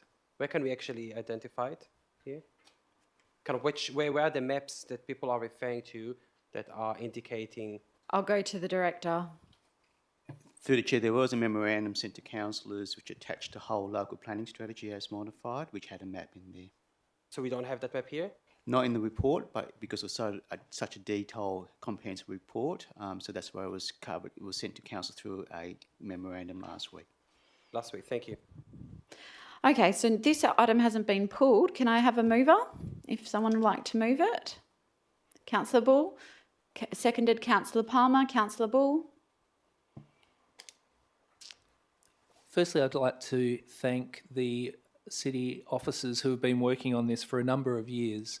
The draft local planning strategy actually took quite a lot of work before. It was lodged with the West Australian Planning Commission in 2019, and I know that officers have been tic-tacking with the WAPC over a number of years as state policies have changed, which has resulted in changes needing to be reflected in the local planning strategy.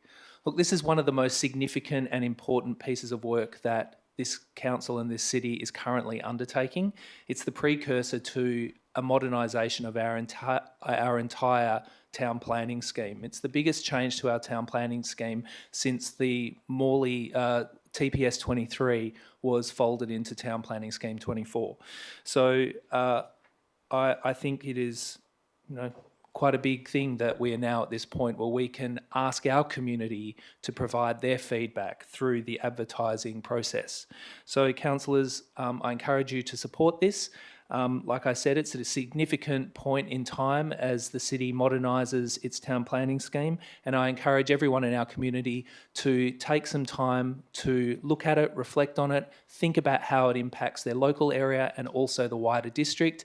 Share your views to help us get the best outcome as we modernise our town planning scheme. Thank you. Councillor Palmer. Thank you. Yes, a lot of these strategic plans, are sort of in the makeup of our long-term plan, and sometimes they do need amendments and so forth. And I'm hoping that during those amendments we don't really accost ourselves with lots of consultancies. That to me is one of my biggest thoughts for this coming 10 years, is to make sure that we don't overcompensate on consultation and we look at what we've got and use that in-house as well. Thank you. Thank you. Anyone speaking against? Anyone for? If not, I'll put this straight to the vote. All those in favour? That is unanimous. Can we please ask the councillors back into the room?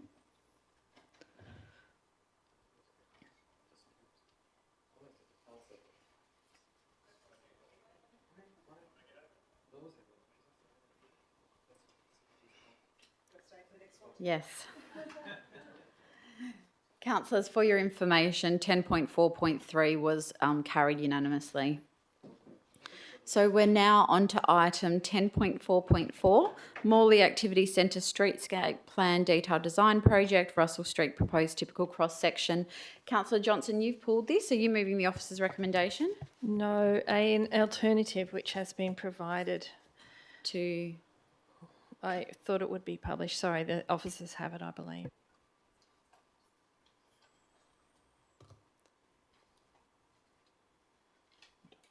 This says by Councillor Peterson-Pick. Oh, yes, please, that one. So have councillors been provided this? Councillor Johnson, you were provided this. Sorry, what was the question? Is this your amendment or Councillor Peters? Because have you been provided this?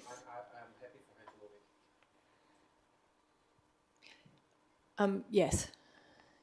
Okay, I haven't seen this before. Would you like to read it out?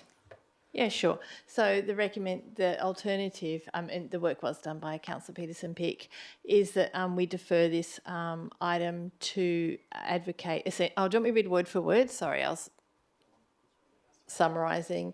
Defers consideration of the Morley Activity Centre Streetscape Plan Detailed Design Project, Russell Street Proposed Typical Cross-Section, until an advocacy plan to support underground power in Russell Street is developed.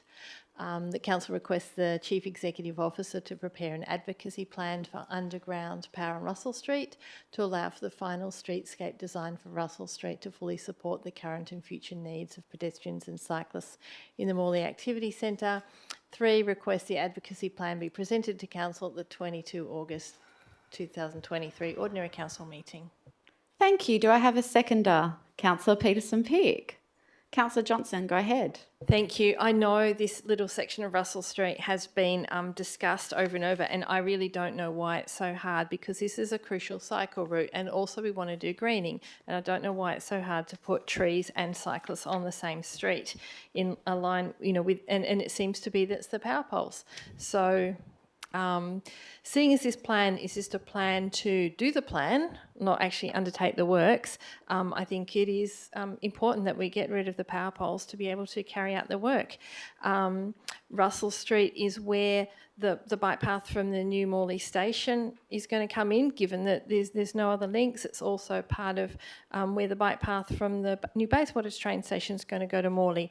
So if we want to be able to cycle in Morley, we don't want the footpath, and shared footpath with pedestrians have been done well in some places. But this is a really crucial link, and somehow we have to fit in a separated bike path. And if we need to take the power poles out to do it, then that's what we have to do. Thank you. Councillor Peterson-Pick. Yes, thank you, Councillor Johnson, for moving this. We have been discussing this issue for I think almost a year now. I do not feel comfortable supporting the cross-section, the design that has been proposed here, which is different than the vision that the community told us in the Morley Streetscape Plan, completely different. There are restrictions along Russell Road. And the main issue here, and we heard it also from the consultant that worked on that on the cross-section, the restriction, the main one is the power poles. We can't deliver a good outcome for the community, especially the Morley community, if we are not going to remove it. Councillors, I would like to remind you that this is around $250,000 work, just the design, and then it will cost us millions of dollars that haven't been budgeted yet to implement this. I cannot, with full heart, support spending millions of dollars on what I think is a substandard design. Having footpaths without shade, having cyclists pushed on the road with buses 60 kilometers per hour, or on the footpaths, as being suggested here, with e-scooters, electronic scooters. Imagine what will happen in 10 or 15 years. All of the footpaths, or the footpaths with seniors, with children. This is what we are delivering. I do not see a big change from this to what we have now in Morley. I don't think spending millions on making a few improvements here and there worth those millions. I think we should pause, go and lobby for the money. It is a regional centre. We talked before in the previous item about Morley. It requires that. It deserves it. Morley deserves that. We should have better development. Businesses should be supported with a proper streetscape plan. The pedestrian, the cyclists, those who will call Morley, the Morley Town Centre home, hopefully one day, think not about now, think about 20 years' time. We will not be able to do Russell Street again. It's a one-off. I hope that councils do not think that what we have here on the table is what we should have there for the next 20 years. I asked the consultant at the briefing whether they believe that this proposed cross-section, the design for Russell Street has been proposed here, will meet the needs the future needs of Morley, and the answer was, I cannot comment on that. And I think that says it all. I would like to hear that a design for that street will meet the needs for Morley, and there will be big needs for Morley, and we know the investment that will go to this town centre. We want to see good developments there. Galleria will come hopefully one day. We want that. We want the canopy. We want cyclists to be safe. We want pedestrians. Nothing happens. We can pose. We can go to the state government, to the federal government, say, you identified Morley as a regional centre. Give us some of the money. Give us a strong contribution. We have state representatives. They should lobby with us. They should help us. And then we can go back to the streetscape plan, to what was originally planned. The original plan had trees, beautiful pictures, with the same width. It is possible. It is possible. Here, with what we have here, is 4.5 meters for cars, even though the standard is 3.5 meters. It is all for the cars. It is all driven for cars. You know, the fact that there are some photos or pictures of people walking on the footpath, that's not a real big change. Big change is cycling paths. Big change is trees and canopy. Russell Street, I walked there so many times. Where are the trees? There are no trees on the footpaths.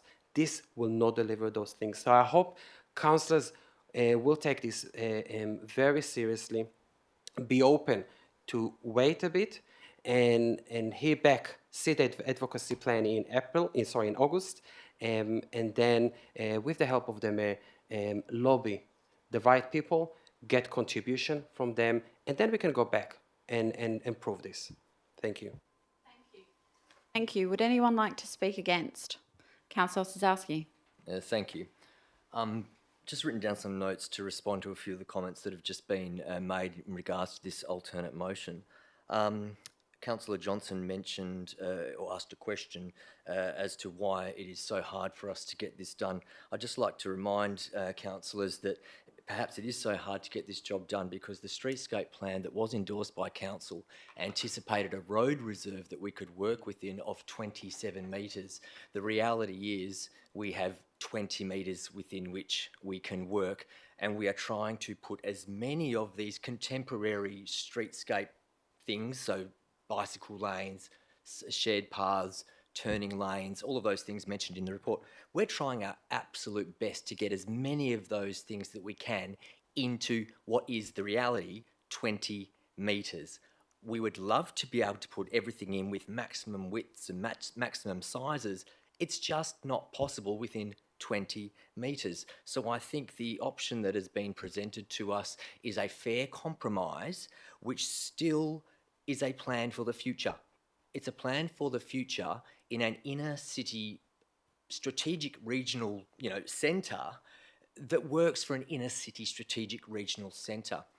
Over the last couple of weeks, I've been doing quite a bit of travel around our Perth metropolitan area, down to Mandurah and down to the southwest regions, and I've been looking at those strategic regional centres and that have already been assigned by the state government. And those strategic regional centres have large open areas, they have large streetscapes, they have large road reserves. Those strategic regional centres can support the type of infrastructure that we're hoping to get, but we are in a completely different environment, and we have a 20-metre road reserve that we need to work within. So at this moment, I can't support this alternate motion, and I'd like to foreshadow the officer's recommendation, please.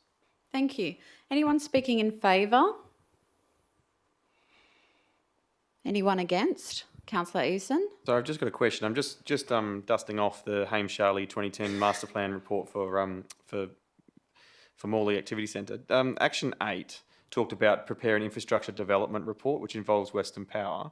Can one of the officers give me some information about the infrastructure report from the master plan? I'll go to the director. Through the chair, if I can just get Councillor Everson just to clarify the question again, sorry. Yeah, so page 66 of the Hames Charlie Master Plan for Morley Activity Centre, it talks about preparing an infrastructure development report, and it includes Western Power in that action about the preparation of an infrastructure development report. Can you just recall what the outcome on that report was? Because I thought some of this stuff would be covered. Through the chair, I need to take that on notice because it was quite a few years ago to see what the current state is. I can't recall a plan being done, but I need to take that on notice just to confirm that with councillors. Thanks. Did you wish to speak to it? No? Anyone speaking against? Anyone for? If not, I'll go to the mover to close. Thank you. I think we heard before that there's not, I mean, obviously we want to get this done, but we also want to get it right. I understand, yes, that we did see pictures that had trees and bike lanes, and I still think we can just give it one last crack to give it a try, to get to put the power underground there, and then we can achieve those things. It will be a much better outcome for that area and for those intersections. We've read in the report how many accidents are there. We don't have a lot of room on the footpath. It's like, I heard it described as a slalom, with pedestrians and cyclists on the shared path there. I think we can really try and make it better. Thank you. I'll now put this to the vote. The motion that's in front of us. All those in favour?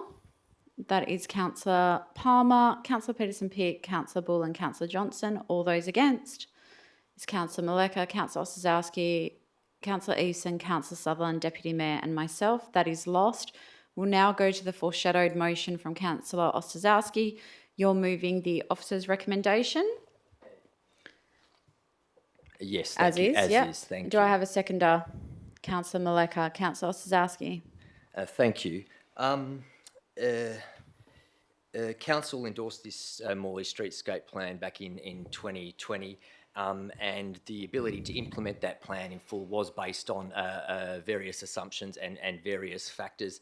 And some of those details in that plan was that we would have a 27 metre road reserve and that we would have 40 kilometres per hour speed limit. Since our briefing from the consultants, we've learnt that we can't reduce the speed down to 40. I mean, we could reduce the speed down to 40 kilometres per hour, but reducing the speed does not provide any extra clearances for lane widths, turning lanes, bicycle lanes, cycle lanes, footpaths, etc. And we've also found out that we only have 20 metres to work within.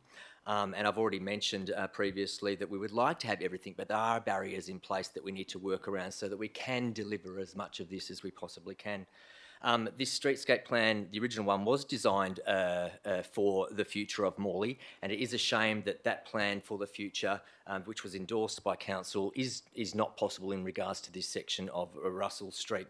What we can do is endorse a new design for that section of Russell Street, which does take into account the restrictions that we've already mentioned. This new design will allow for all of the contemporary things that we need in a modern streetscape, like trees, wide footpaths, cycle lanes, access for public transport, etc. But we have to do that within 20 metres. That is all we've got to use. This officer's recommendation just asks for council to endorse a new cross-section for this part of Morley, for this part of the streetscape plan.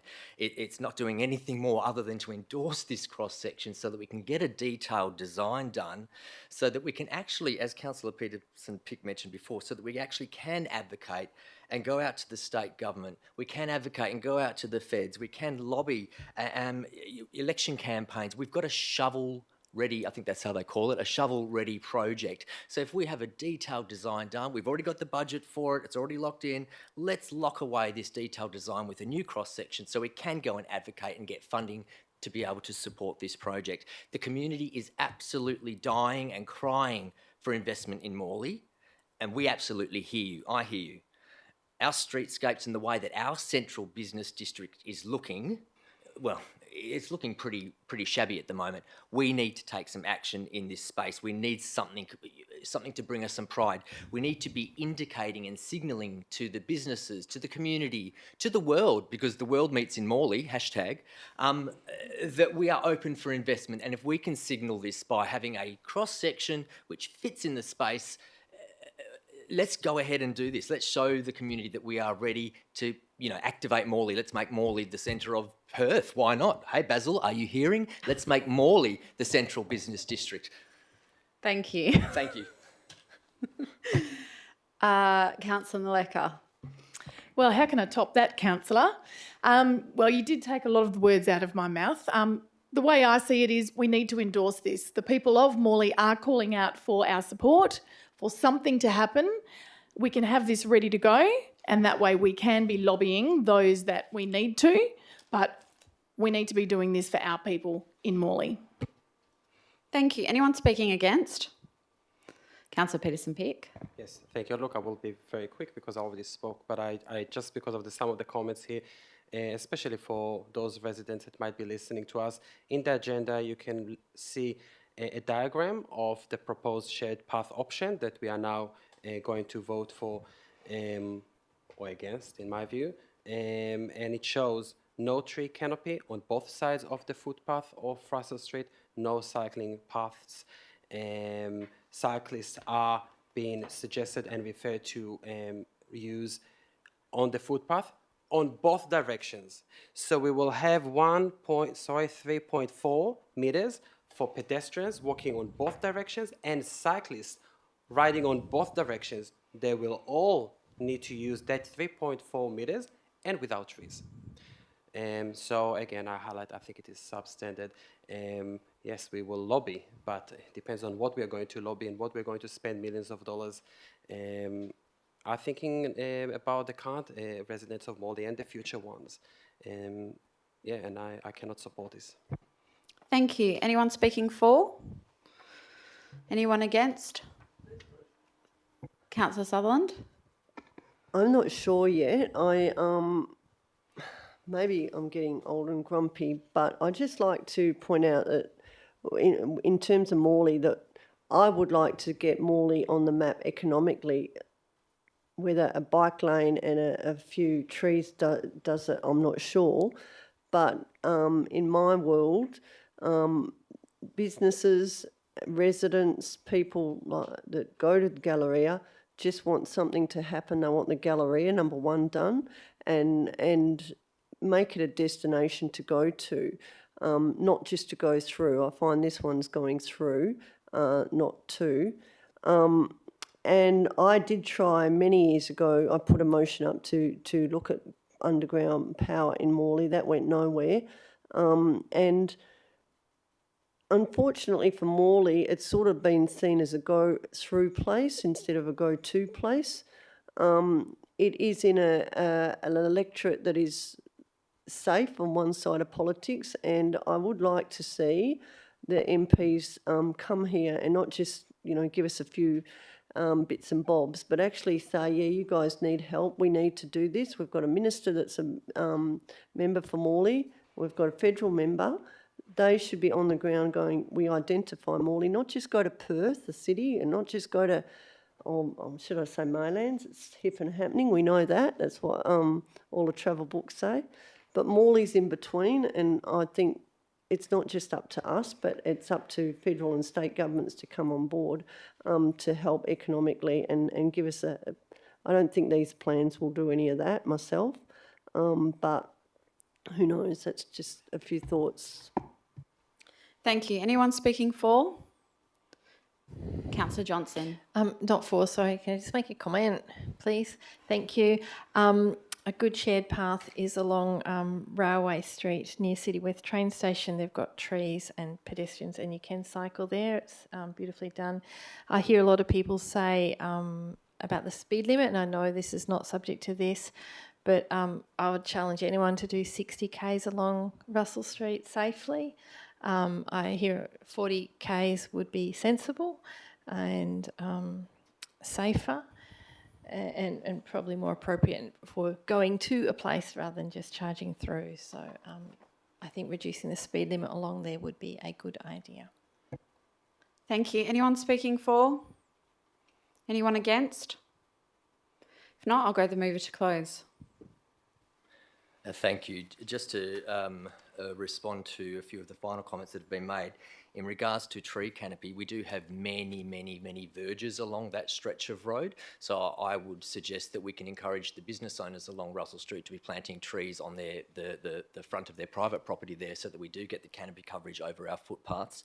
In regards to pedestrians and cyclists interacting with each other, if we've travelled the world, and I'm sure many of us have, and many people out there listening have as well, we've seen pedestrians and cyclists interacting quite fine in very congested urban areas. In regards to underground powering, it has been indicated to us that there is no appetite from Western Power to be doing any underground powering in our commercial precincts. And we've also heard in our speeches tonight that we would be waiting 10 to 20 years to get that done. So I don't feel it's right to wait 10 to 20 years before we do something in this space. The shared path, can I just refer back to Councillor Johnson just to clarify or just to ask a question if I can, please? Not in closing, no. Not in closing? Okay, that's fine. I think Councillor Johnson was referring to a shared path in West Perth along Railway Parade. Is that the one near SciTech, I believe? And I'm very familiar with that area there. It's abutting directly against a railway line. They are single-lane roads with no turning lanes. There are no trees in the median strips. There are some along the shared path, in the shared path, and then there is a private property right next door with a footpath abutting right up to the private property. So I don't think the shared path in West Perth is a good example of a shared path that we might be looking to use in Morley. And finally, I absolutely support economic development and bringing people into Morley. And whatever we need to be doing to encourage investment in Morley, and if we need to signal that, then I will do that. Thank you. Thank you. I'll now put this to the vote. All those in favour? That's Councillor Maleka, Councillor Osazowski, Councillor Eveson, Deputy Mayor and myself. All those against is Councillor Palmer, Councillor Sutherland, Councillor Peterson-Pick, Councillor Bull and Councillor Johnson. That I need to use my casting vote, and I vote for the motion, so it's carried.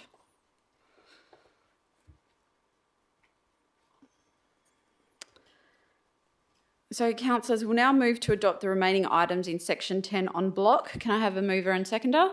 Move Councillor Sutherland, second Councillor Maleka. All those in favour? That is unanimous.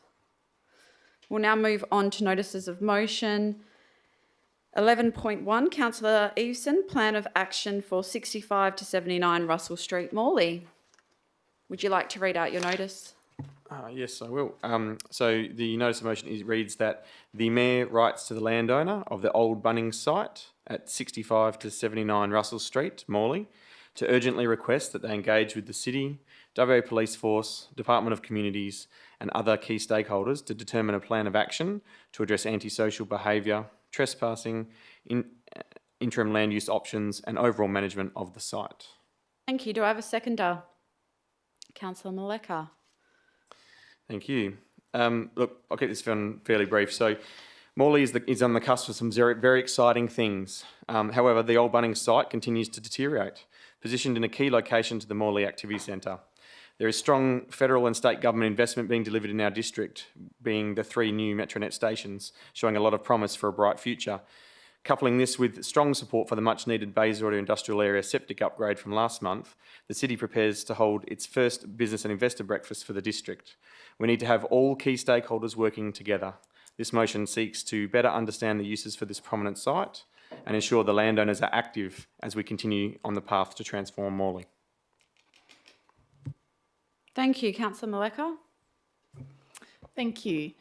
Well, look, really, the longer that empty spaces are left abandoned, there's more opportunity for it to deteriorate more and more and more and more. And so becoming a dumping ground, more chance of antisocial behaviour and attracting those likes.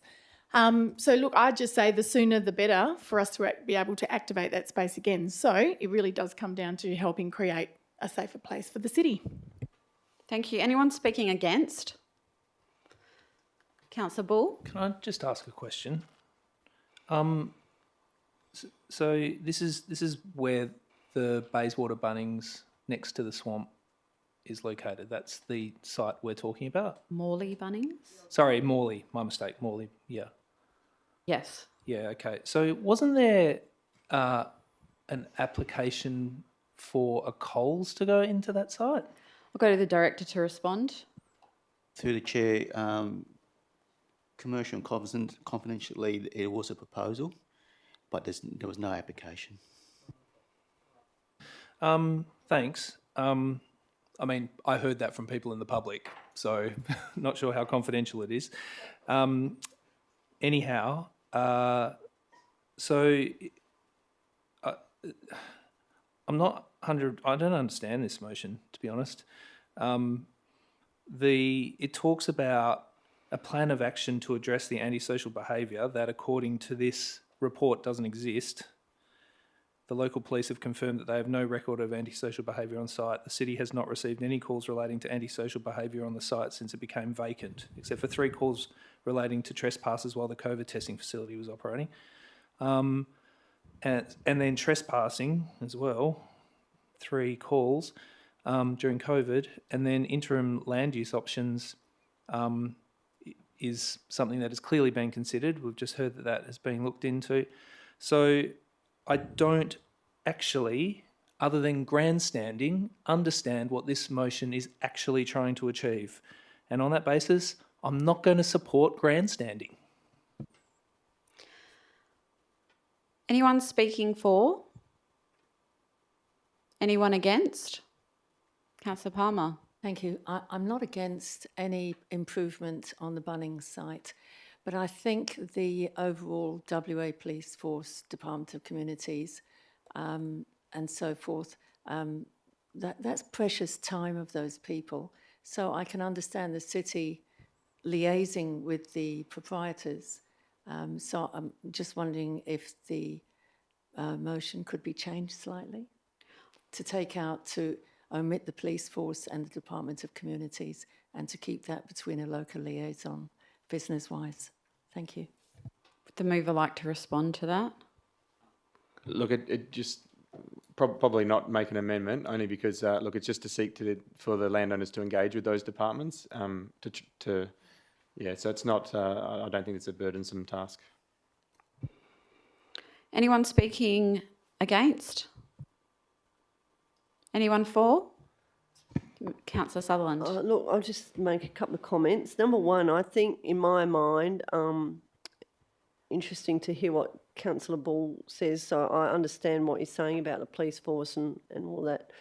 But I came from a different angle. I thought it was more a holistic thing to try and get all departments together to bring the spotlight, I suppose, on that site. And this sort of goes to the motion, what I talked about before about Morley Activity Centre streetscape plan. I think that the fact that this has been left vacant for a long time sends a message that something's severely wrong in Morley, that this is a main street and we can't have a site that's, got is activated. So I would say that this addresses trying to bring it to spotlight of government departments and say we are here and we have got an issue, and also to the owners of this, get a wriggle on. Thank you. Anyone else wish to speak on this? Councillor Peterson-Pick. Look, I will support this. I think, as Councillor Sutherland said, I think it does throw some light into an area that should be developed as soon as possible. I do concur with Councillor Bull. I had the same reservations with some of the statements in the motion itself about the antisocial behaviour and trespassing when we see that there were no reports. So maybe the mover can actually explain where it came from so we can all know. I'm concerned for the Morley Town Centre again. If we are spreading those rumours that there is antisocial behaviour at that location and the city is telling us that there actually aren't problems, is this going to attract more businesses? Is this going to attract more developers? I think we should also be mindful and somewhat responsible if there are no issues identified in some location. There might be in other areas in Morley, and I think there are. But I think it's also not fair for the property owner if there were no reports. Just my comments about this, but I will support this. Thank you. Anyone else wish to speak? If not, I'll go the mover to close. Yeah, so look, sadly, it's a fact of life that not all crime gets reported or incidents get reported. So I have had business owners surrounding the old Bunnings site have rung me and expressed concern and had, there's been some challenging times for a local business that's directly adjacent, where someone's had a machete or a weapon of sorts and is loitering around late at night and has it on CCTV. I encourage obviously these people to submit to raise incidents, but you can only do so much. So there is definitely incidents that I raised with me with local businesses and residents. I was also a little bit shocked to see that in the report. However, I know it's a fact of life that incidents do go without reporting, and I guess the fact still remains that this site is vacant, has been for some time, and we have no plan on the future. So that's what this motion's doing. Thank you. I'll now put this to the vote. All those in favour?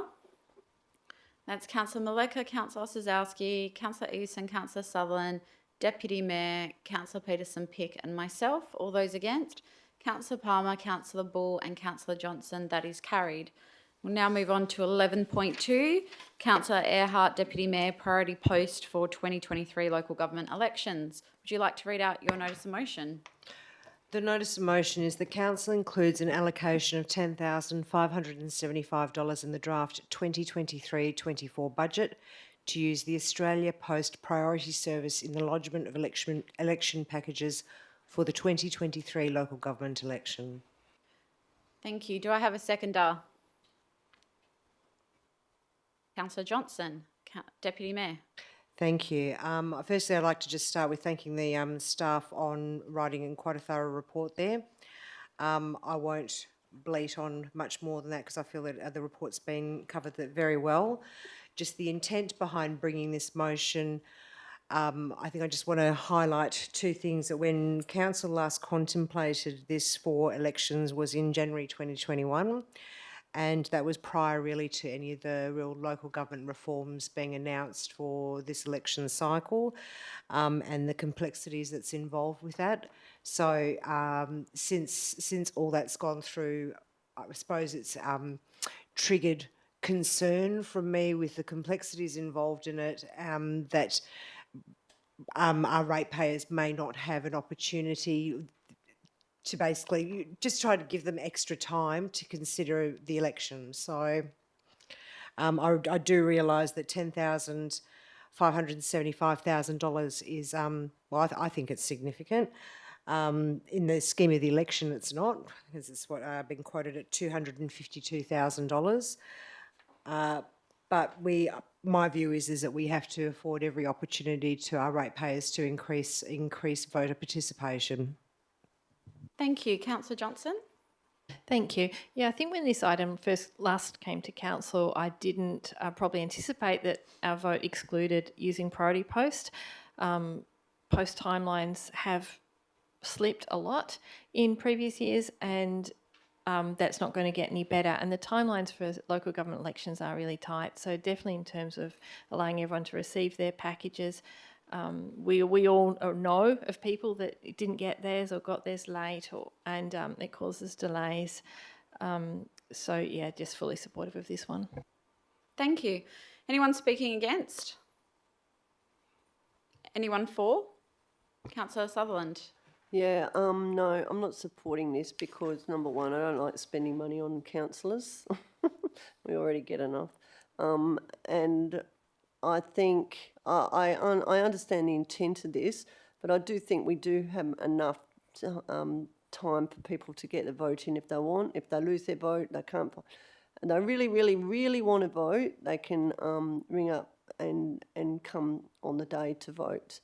I think part of this is the issue that people just don't want to vote in local elections. Thank you. Anyone else wish to speak on this? Councillor Palmer. I actually think it's very necessary to be of good service to our community.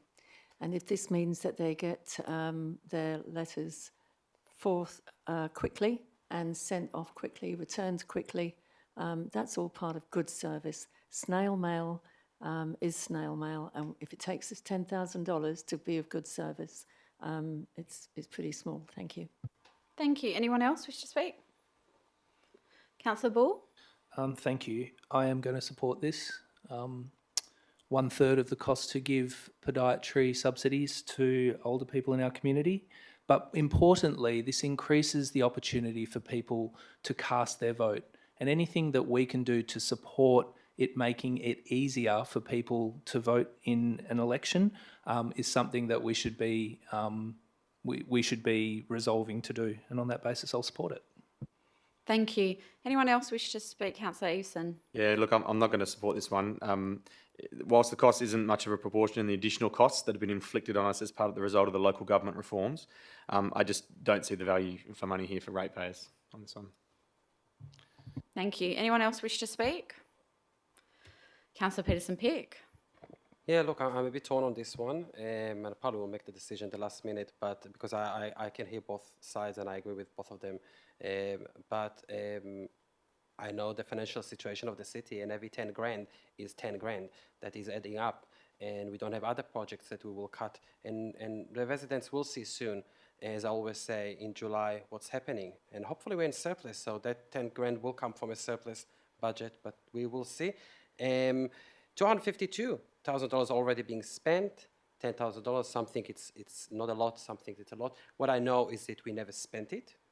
I have not received one complaint, almost 6 years, from one resident that told me what's going on here. I did not receive. Yes, some of them received, 3 weeks, some 2 weeks before, but I have not received from one person about issues about this matter. The majority of local governments do not use it. This is what the report identified. So I think we should do this, but if we have the money, and this is where I'm coming from. It's a nice to have. We probably should have it, but if we have the 10 grand, and it doesn't identify here where the 10 grand is coming from, so we will see in budget time where it's coming from. Thank you. Anyone else wish to speak? I'll say that I won't be supporting this motion. I agree with a lot of the things Councillor Peterson-Pick said. I agree with basically everything that you've said, but mainly because I also looked up on the Australia Post information, and when you pay for priority posts, they indicate it's 1 to 2 days. When you look at normal posts, they say it could be up 3 to 4 days.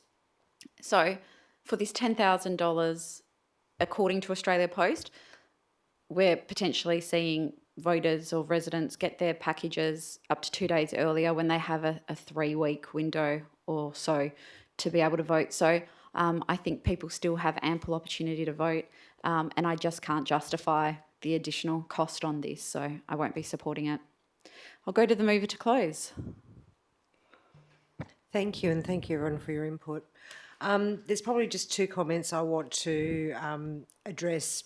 The first one is spending money on councillors. I don't view that as this at all. I see it as spending money on democracy. For me, as well, with looking it up on the Australia Post website, I know in previous elections, as Councillor Johnston has also mentioned, seeing timelines change. And I know the last election, there was a difference of some 6 days, 4 business days, but 6 physical days in ballots being distributed just in the city of Bayswater. I know other local councils who didn't pay for priority post and got their election packages nearly 3 weeks after the lodgement date.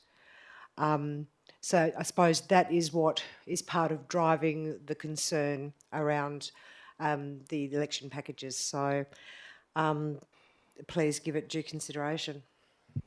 Thank you. I'll now put this to the vote. All those in favour? That's Councillor Palmer, Deputy Mayor, Councillor Bull, Councillor Johnson. All those against? Councillor Maleka, Councillor Osazowski, Councillor Eveson, Councillor Sutherland, Councillor Peterson-Pick and myself. That is lost. We'll now move on to item 11.3, Councillor Eveson, Community Batteries for Household Solar Program.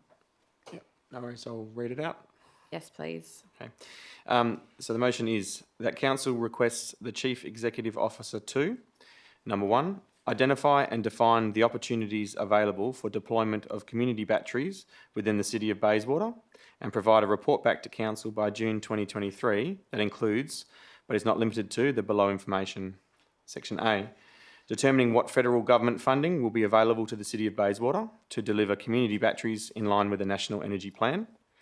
B, clarifying the roles, responsibilities and timeframe for deployment of community batteries within the City of Bayswater. C, identifying suitable locations within the City of Bayswater in consultation with Western Power for the installation of community batteries. And part 2, provide advice on the suitability of and any changes that may be required to the City's emissions reduction and renewable energy plan to ensure it reflects the energy transformation being driven by the state and federal governments. Do I have a seconder? Councillor Sazowski, Councillor Hewson. Thank you. So approximately 9,000 homes within the City of Bayswater have solar power. That's around 30% of homes in our district, and such a significant uptake is a clear show of community support for both the environmental and economic benefits of solar. Despite this key enabler of the energy transition in WA being so successful, this change has delivered some unintended negative consequences in the way of network instability. Enter the concept of community batteries, an initiative the federal government is funding to the tune of $171 million, and an initiative that will greatly benefit our state's power grid and our community. As outlined in the officer's report, community batteries are designed to even the flow of power within the grid system and help stabilise the system, like a simple regulator. Recently, the City of Bayswater was identified as one of only 6 eligible locations in Western Australia as part of the federal government's Community Batteries for Solar program, Stream 1. And this funding closed just 2 months ago, or this funding round closed.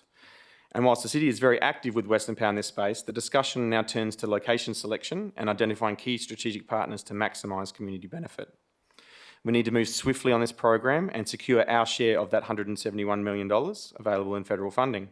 We need to take the lead in delivering a working prototype for a community battery for household solar. But most importantly, we need to take the lead in this program and show the community we share their support in better environmental and economic outcomes in the energy transition. This motion seeks to achieve all of these outcomes I've mentioned and empowers the City to get on the front foot and get on with delivering a community battery in the City of Bayswater. Thank you. Councillor Sazowski. Thank you. This is a very interesting item I found. I like the idea of having a community battery. I like the idea that we can support people in their homes with lower electricity bills. I like that it gives us an opportunity to reduce the emissions by capturing solar energy and storing it somewhere for people to use. I like that it doesn't involve any capital costs or ongoing operation or maintenance costs for the city, and that the funding for these projects will come from other governments. And I think it's good that we can identify some locations so that when that funding becomes available, we've got some places ready to go for this type of project. One thing I really, really do like about this, though, is that we're storing local energy for local energy consumption. So I like the idea of this motion. Thank you. Thank you. Anyone speaking against? Anyone for? Councillor Johnson. Thank you. I'm just seeking some clarification, please. Perhaps the councillor could address in closing. I think it says in the report that we are accessing community battery, which in terms of, it's what our community wants. It's what our strategic documents say that we will do. And our community certainly does want to have sustainable energy options and lower energy costs and some energy self-sufficiency, a type of microgrid. I think we talk about reaching, I think in the second limb, sorry, I'll get back to that. The question really is about changes to the city's emission reduction and renewable energy plan. My understanding is that plan looks at the city's own operations, and it's our environment livability framework that talks about how we go to the community and support the community in their energy sustainability. And just wondering if that document should also be referred to.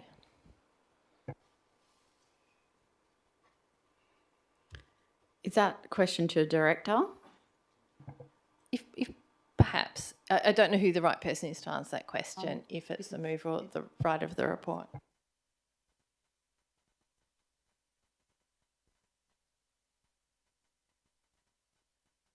Just ask the director to comment in relation to that. Through the chair, I think if the environment and livability framework was included, it would make that motion better. Thank you. I just asked Councillor Eveson as the mover, are you considering that? Because I'd have to get advice as to whether that's a minor or major change. Look, it makes sense. It's another guiding document for this sort of thing. So yeah, look, I'd consider it.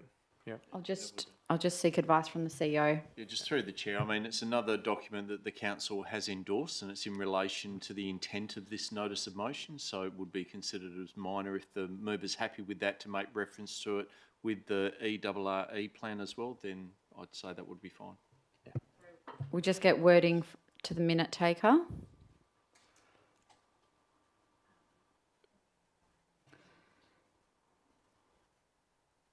Framework, ELF. Livability.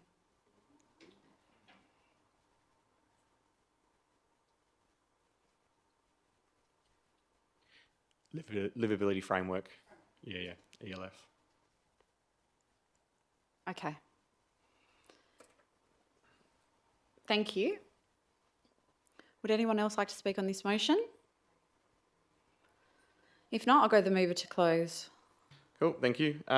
Look, there was probably just one last thing. You know, it is about incentives, and just one final thing. I did look at future. Councillor Eveson, point of order has been called. Councillor Bull. Under the standing orders, a closer can't introduce new information. So I'd ask. Yes, that is Councillor Eveson. That is upheld.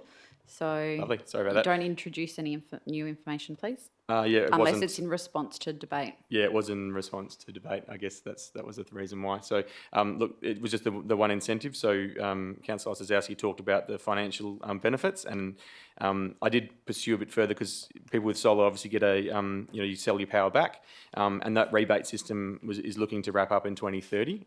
It may go shorter, it may go longer. But it's unclear. But what is clear is the community support for the use of solar energy. They want to see environmental benefits from this change, and they also want relief on cost of living pressures by reduced energy bills. So I look forward to Council's support on this motion and taking another step forward to a brighter future for the City of Bayswater. Thank you. I'll now put this to the vote. All those in favour? That is unanimous. Thank you. We'll now move on to 11.5, and there are some proximity interests. Councillor Eveson and Councillor Johnson. This is further green. Oh, sorry. My mistake. Getting excited. We're getting to the end. 11.4, Councillor Osazowski, WA Police Memorandum of Understanding for Removal of Graffiti. Would you like to read out your notice of motion? Thank you. This notice of motion requests that for Council to request the Chief Executive Officer to write to the Western Australian Police seeking to enter into a standard memorandum of understanding with the WA Police Graffiti Task Force for the City of Bayswater to be part of the West Australian Police's juvenile clean-up program. Thank you. Do I have a seconder? Councillor Sutherland. Councillor Osazowski. Thank you. I've recently learned of an opportunity for all local governments to be involved in a memorandum of understanding with the West Australian Police Force for the removal of graffiti through a juvenile offenders program. This program will supplement our current graffiti cleanup program. This program will help our budget. The report mentions that there won't be significant savings, but this implies that there will be savings, so any savings to our budget is good for the ratepayer.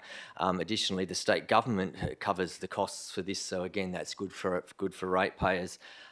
We do have extra infrastructure coming into the city over the next year with our new train stations, and there are many blank walls and many opportunities for graffiti, unfortunately. So I also look at this as an opportunity to have the police force involved, and again, it supplements our graffiti removal program.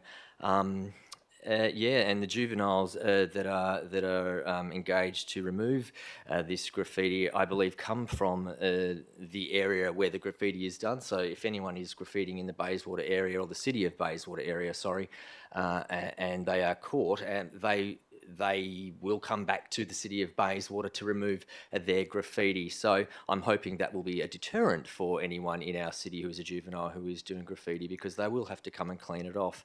Also, those juveniles are working with contractors, and those contractors are trained in the area of graffiti removal. But what I find interesting is that these juveniles who are doing graffiti will be able to work with these professionals and learn about painting techniques, learn about how paint is applied or how paint is removed. So it's actually a training opportunity and a mentoring opportunity for these people, which can hopefully lift them out of doing graffiti and hopefully, lift them up, basically. So for training, for mentoring, and also for giving them a sense of, I guess, responsibility and purpose. So I think this memorandum of understanding will help us in those ways that I've mentioned. So I'm hoping to have Council's support on this item tonight. Thank you.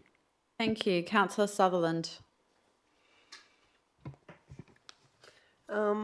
Yes, look, I agree with this motion. This is a good idea. It's been around in the Perth region, or in the state indeed, for a while now. And as we all know, sitting around this table and in the wider community, graffiti is a perennial issue, and whatever we can use to remove it quickly, I'm happy to try. We know the build-up of graffiti makes the area, the first step to making the area look run down and degraded, and again, dare I say, Morley is a target for that. One of the things I'd hoped it does, and my bugbear issue, is that we are good, we do spend money and a lot of time removing graffiti along on buildings, but we can't get on top of the building, and I refer to that particularly unpleasant one on Progress Street, which has been there forever, and it's just too difficult to get to. So it'd be great if we could get somewhere that's like Spider-Man that could get up there and do that. But most importantly, it does send a message to the community that we're hoping getting serious on graffiti, and again, anything that we can do to get rid of it quickly and quicker, I'm for it. So good idea. Thank you. Anyone speaking against? Anyone for? Deputy Mayor? Thank you. I'll be supporting this motion. I just wanted to say how I hate that they use the term graffiti so broad spectrum. I think everyone's against tagging. That's really what the issue is the tagging. There are some beautiful works of art which would be covered as graffiti under something like this, and so I suppose that's just my personal bugbear, but now you all know it. Thank you. Anyone speaking against? Anyone for? If not, I'll go the mover to close. Thank you very much, everyone. Just want to reiterate that this program will supplement our current graffiti cleanup program. Thank you. Thank you. I'll put this to the vote. All those in favour? That is Councillor Maleka, Councillor Ossowski, Councillor Palmer, Councillor Eason, Councillor Sutherland, Deputy Mayor, Councillor Peterson-Pitt, Councillor Bull and myself. All those against? Councillor Johnson. That is carried.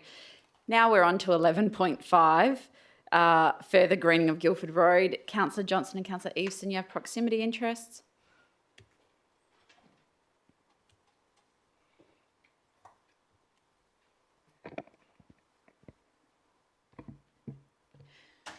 Councillor Peterson-Pitt, would you like to read out your notice of motion? Yes, thank you. That Council requests the Chief Executive Officer to arrange, subject to any required approvals, for new tree planting to be undertaken as part of the forthcoming winter planting season and subsequent planting seasons along Guildford Road's footpaths and verges in relevant locations, and in particular the Maylands Town Centre, to continue the previous successful tree planting along that main corridor. Thank you. Do I have a seconder, Deputy Mayor? Councillor Peterson-Pitt. Thank you. Look, we have been discussing a bit today the Artiel Road issue, and I think this is a part of this and supplementing those discussions. Guildford Road is a main stretch that is important for drivers, for pedestrians, and other users, those who use public transport, those who go to the town centres, the train stations, etc. It covers 3 suburbs, Mount Lawley, Maylands, and Bayswater.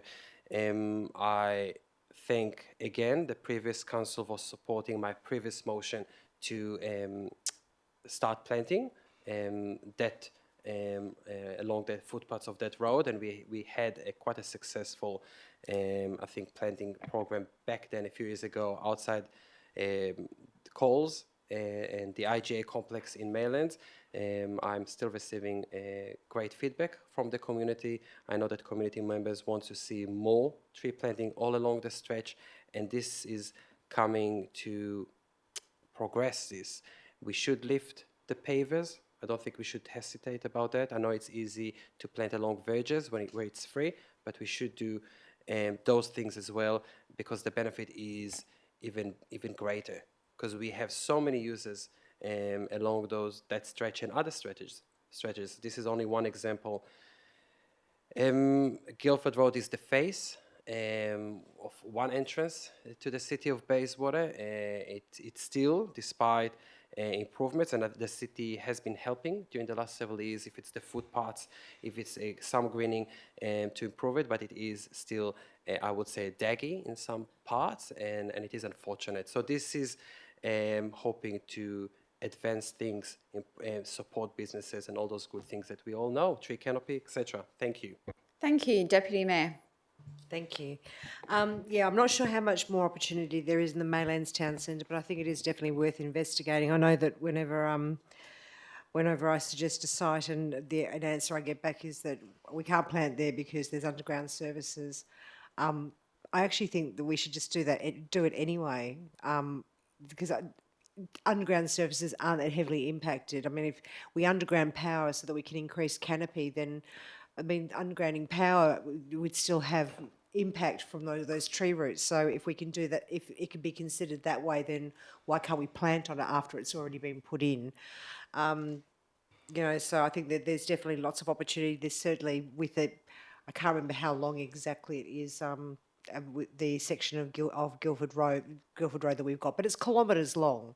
So there's lots of opportunity the entire way through there, and I know the city has done some fantastic jobs. I was looking where we butt onto Bassendean there, and I think, you know, where we've doubled up trees through there is actually really fantastic. That's going to look really great in a few years' time.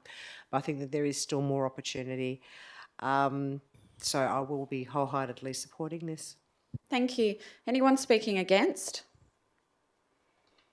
Anyone for? Councillor Sosowski. Thank you. Last year, in around June, Council adopted some new policies around our urban tree planting and maintenance. And as part of those policy adoptions, we also adopted a Green Dreams strategy, which outlined how we would be doing tree plantings around our town centres and our major corridors and around our school zones, etc. So I'm of the opinion that this notice of motion fits in very nicely with the Green Dreams strategy, and I thank Councillor Peterson-Pick for bringing this forward, which supports the policies that were adopted by Council last year. Thank you. Anyone else wish to speak to this motion? I just have a question to the Director. I'm aware you've made a previous statement that the city is looking into a tree planting strategy or plan. Could you please advise how far away we are from having that plan? We're still working on the plan. What we're trying to do is actually link it back to our asset management plans. So when we have an asset plan for a particular road, tree planting is going to be incorporated as part of that. So it's a bigger plan than just about trees. It's linking in with all the other assets that are also occurring in the same space. So in terms of how far away, it's still probably at least 6 months. Okay.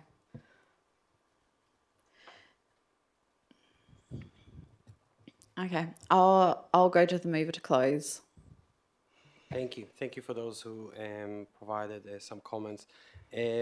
So the current locations where we already planted trees also have underground infrastructure, and it was possible. So I think this is not an obstacle anymore. I know that main roads were an obstacle at some point. I was able to get approval from them back then, using another hat that I have on the, I'm on the disability committee, and explain to them the need for tree canopy, also for disabled people. And the approval was given, and with the, I would like to acknowledge the previous arborist who made it a reality, and I thank him for that. Unfortunately, he's not here, Mark. Yes, there are also other sections. There are road reserve that has been allocated and just sitting there on the sides of the footpaths. We planted there as well. We should continue and plant there as part of this program. Thank you. Thank you. I'll now put this to the vote. All those in favour? That is that is unanimous. Thank you. Can we please ask Councillor Johnson and Eveson back in the room?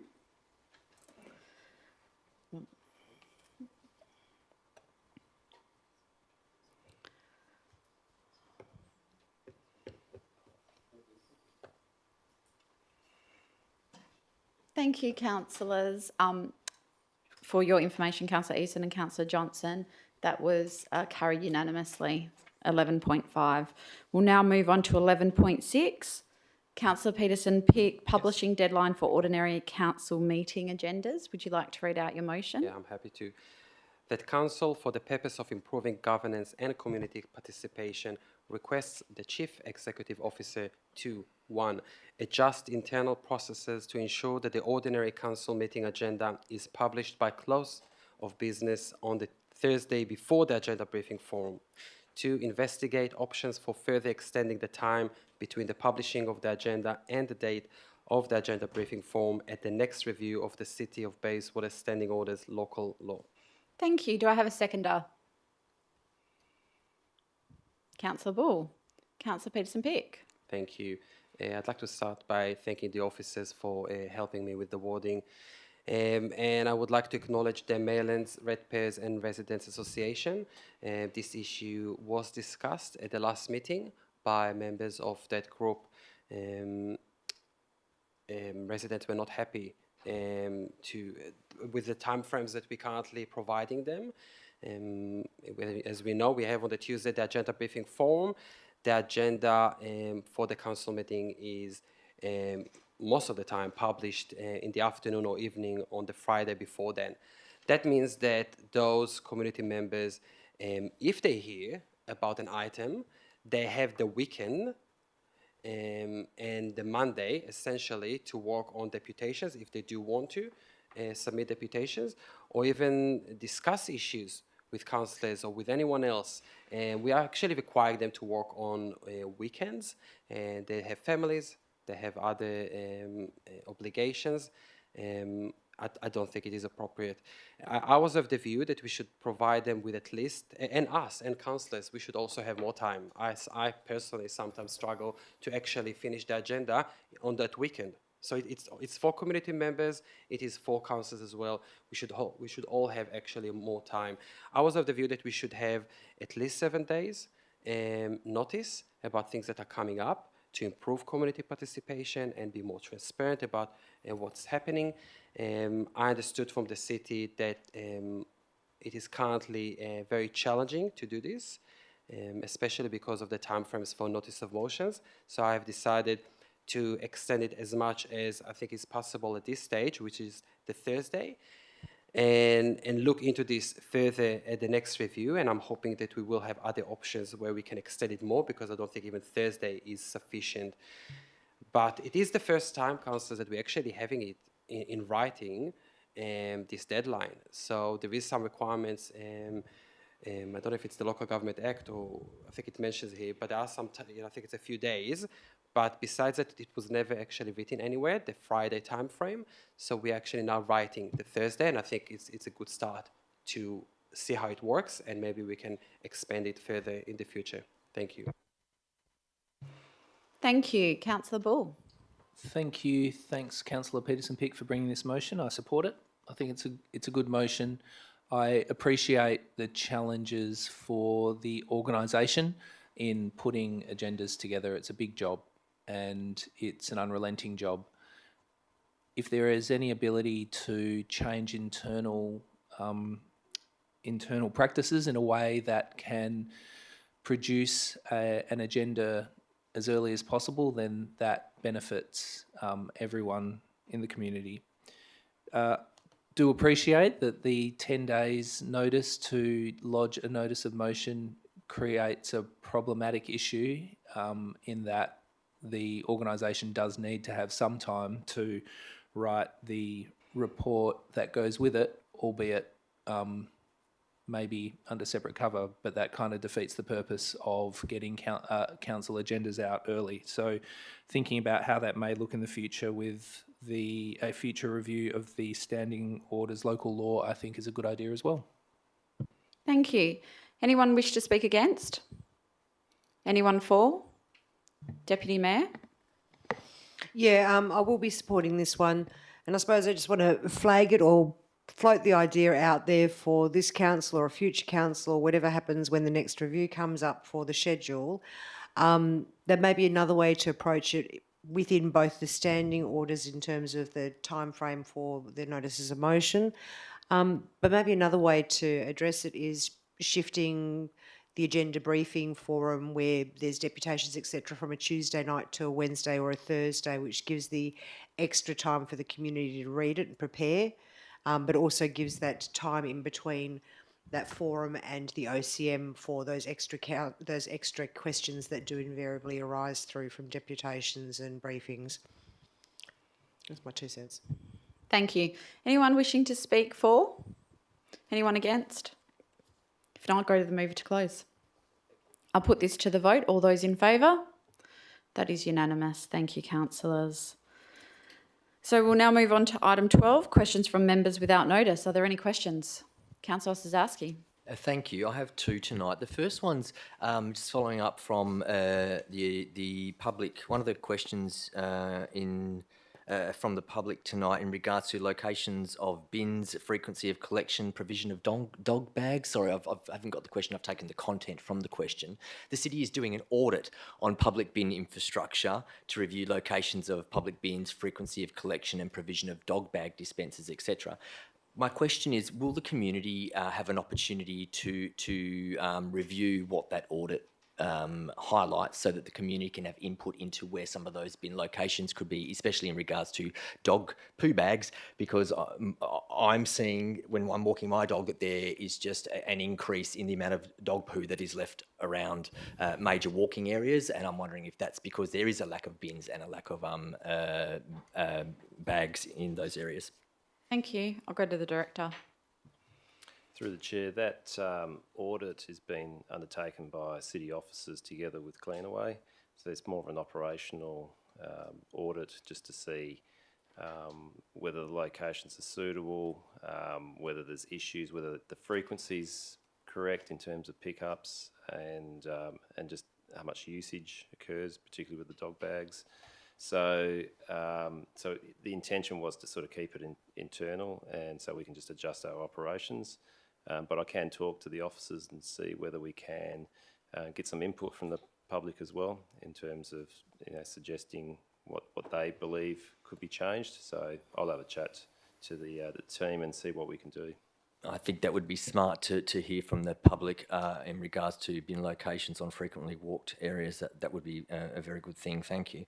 Just in regards to the EMRC minutes that we confirmed tonight, or the unconfirmed minutes, I noticed that in our council meetings we usually note the unconfirmed minutes of the EMRC, and there was some issues in regards to the way that those unconfirmed minutes were minuted from the EMRC, and there were some errors in that. Is there a reason that we vote on unconfirmed minutes instead of waiting until the EMRC has confirmed the minutes? I'll go to the CEO. Yeah, through the Chair, my understanding it's just a timing issue for when they're actually confirmed from the EMRC. But I've got a CEO's meeting next week, so I can certainly follow that up for you, Councillor, in relation to that. Thank you. I think it would just be a little cleaner for us to be confirming or noting minutes that are confirmed versus noting ones that aren't confirmed. Thank you. Thank you. Any other questions? Councillor Johnson. Thank you. I note in the draft local bike plan that's out for comment at the moment, there's some information there about accident stats. Also heard some recent bike accidents in the last few days and damage to bikes caused by some of the works going around the Bayswater train station. Just wondering where that data comes from for accident stats, so I can let people know where they should be reporting bike accidents. Thank you. I'll go to the Director. Through the chair, so in terms of where those statistics come, I'm not exactly sure who supplies them. So what I'll do is I'll find out. I'll take that on notice and I'll let you know. Sorry, if I might, in the context of where should people put reports of damage or accidents? Thank you. Councillor Peterson-Pick. Yes, thank you. Just one question, which relates to the last meeting of the Planning and Heritage Policy Review and Development Committee. There was a decision there, I read the minutes recently, to defer one of the items to the next meeting of the committee with regards to Bedford North. My question is general, which relates to this committee and other committees. How can a committee, and I asked it I think previously, but I don't remember the answer, how can a committee make a decision to defer an item to a different date without going through the council? Those committees are advisory committees and do not have delegated authority, and it is my understanding under administrative law that deferral is also a decision. I would expect a report to come to the council with a recommendation from the committee to defer it to the next meeting of the committee. There could be issues by committees delaying things. I'm not talking about this issue specifically. I just want to know if it is valid for a committee with no delegated authority, any committee, to make a decision to skip the council for several months with a specific item. You know, it can have implications on some issues. Thank you. I'll go to the Governance Manager. Through the Mayor, I believe that is valid. It's a procedural motion to defer the item. I guess if you think about the intent of a committee, the council has asked the committee to look at these items before they come to the council to see what value they can add in terms of perhaps there's more information needed from city officers in relation to an item. So if the committee has reviewed the item and thinks that perhaps more information is needed, then that gives officers an opportunity to go away, put that information together and then resubmit it to the committee. However, having said that, I think that if there were unnecessary delays occurring at a committee, the CEO always has the option to put an item directly to the council if it does not seem to be being dealt with by the committee. Any other questions, councillors? If not, I'll move on to item 13. New business of an urgent nature, of which there are no items. Item 14, confidential items. There are no confidential items this evening. So I will close this evening's meeting at 9:46 p.m. Thank you.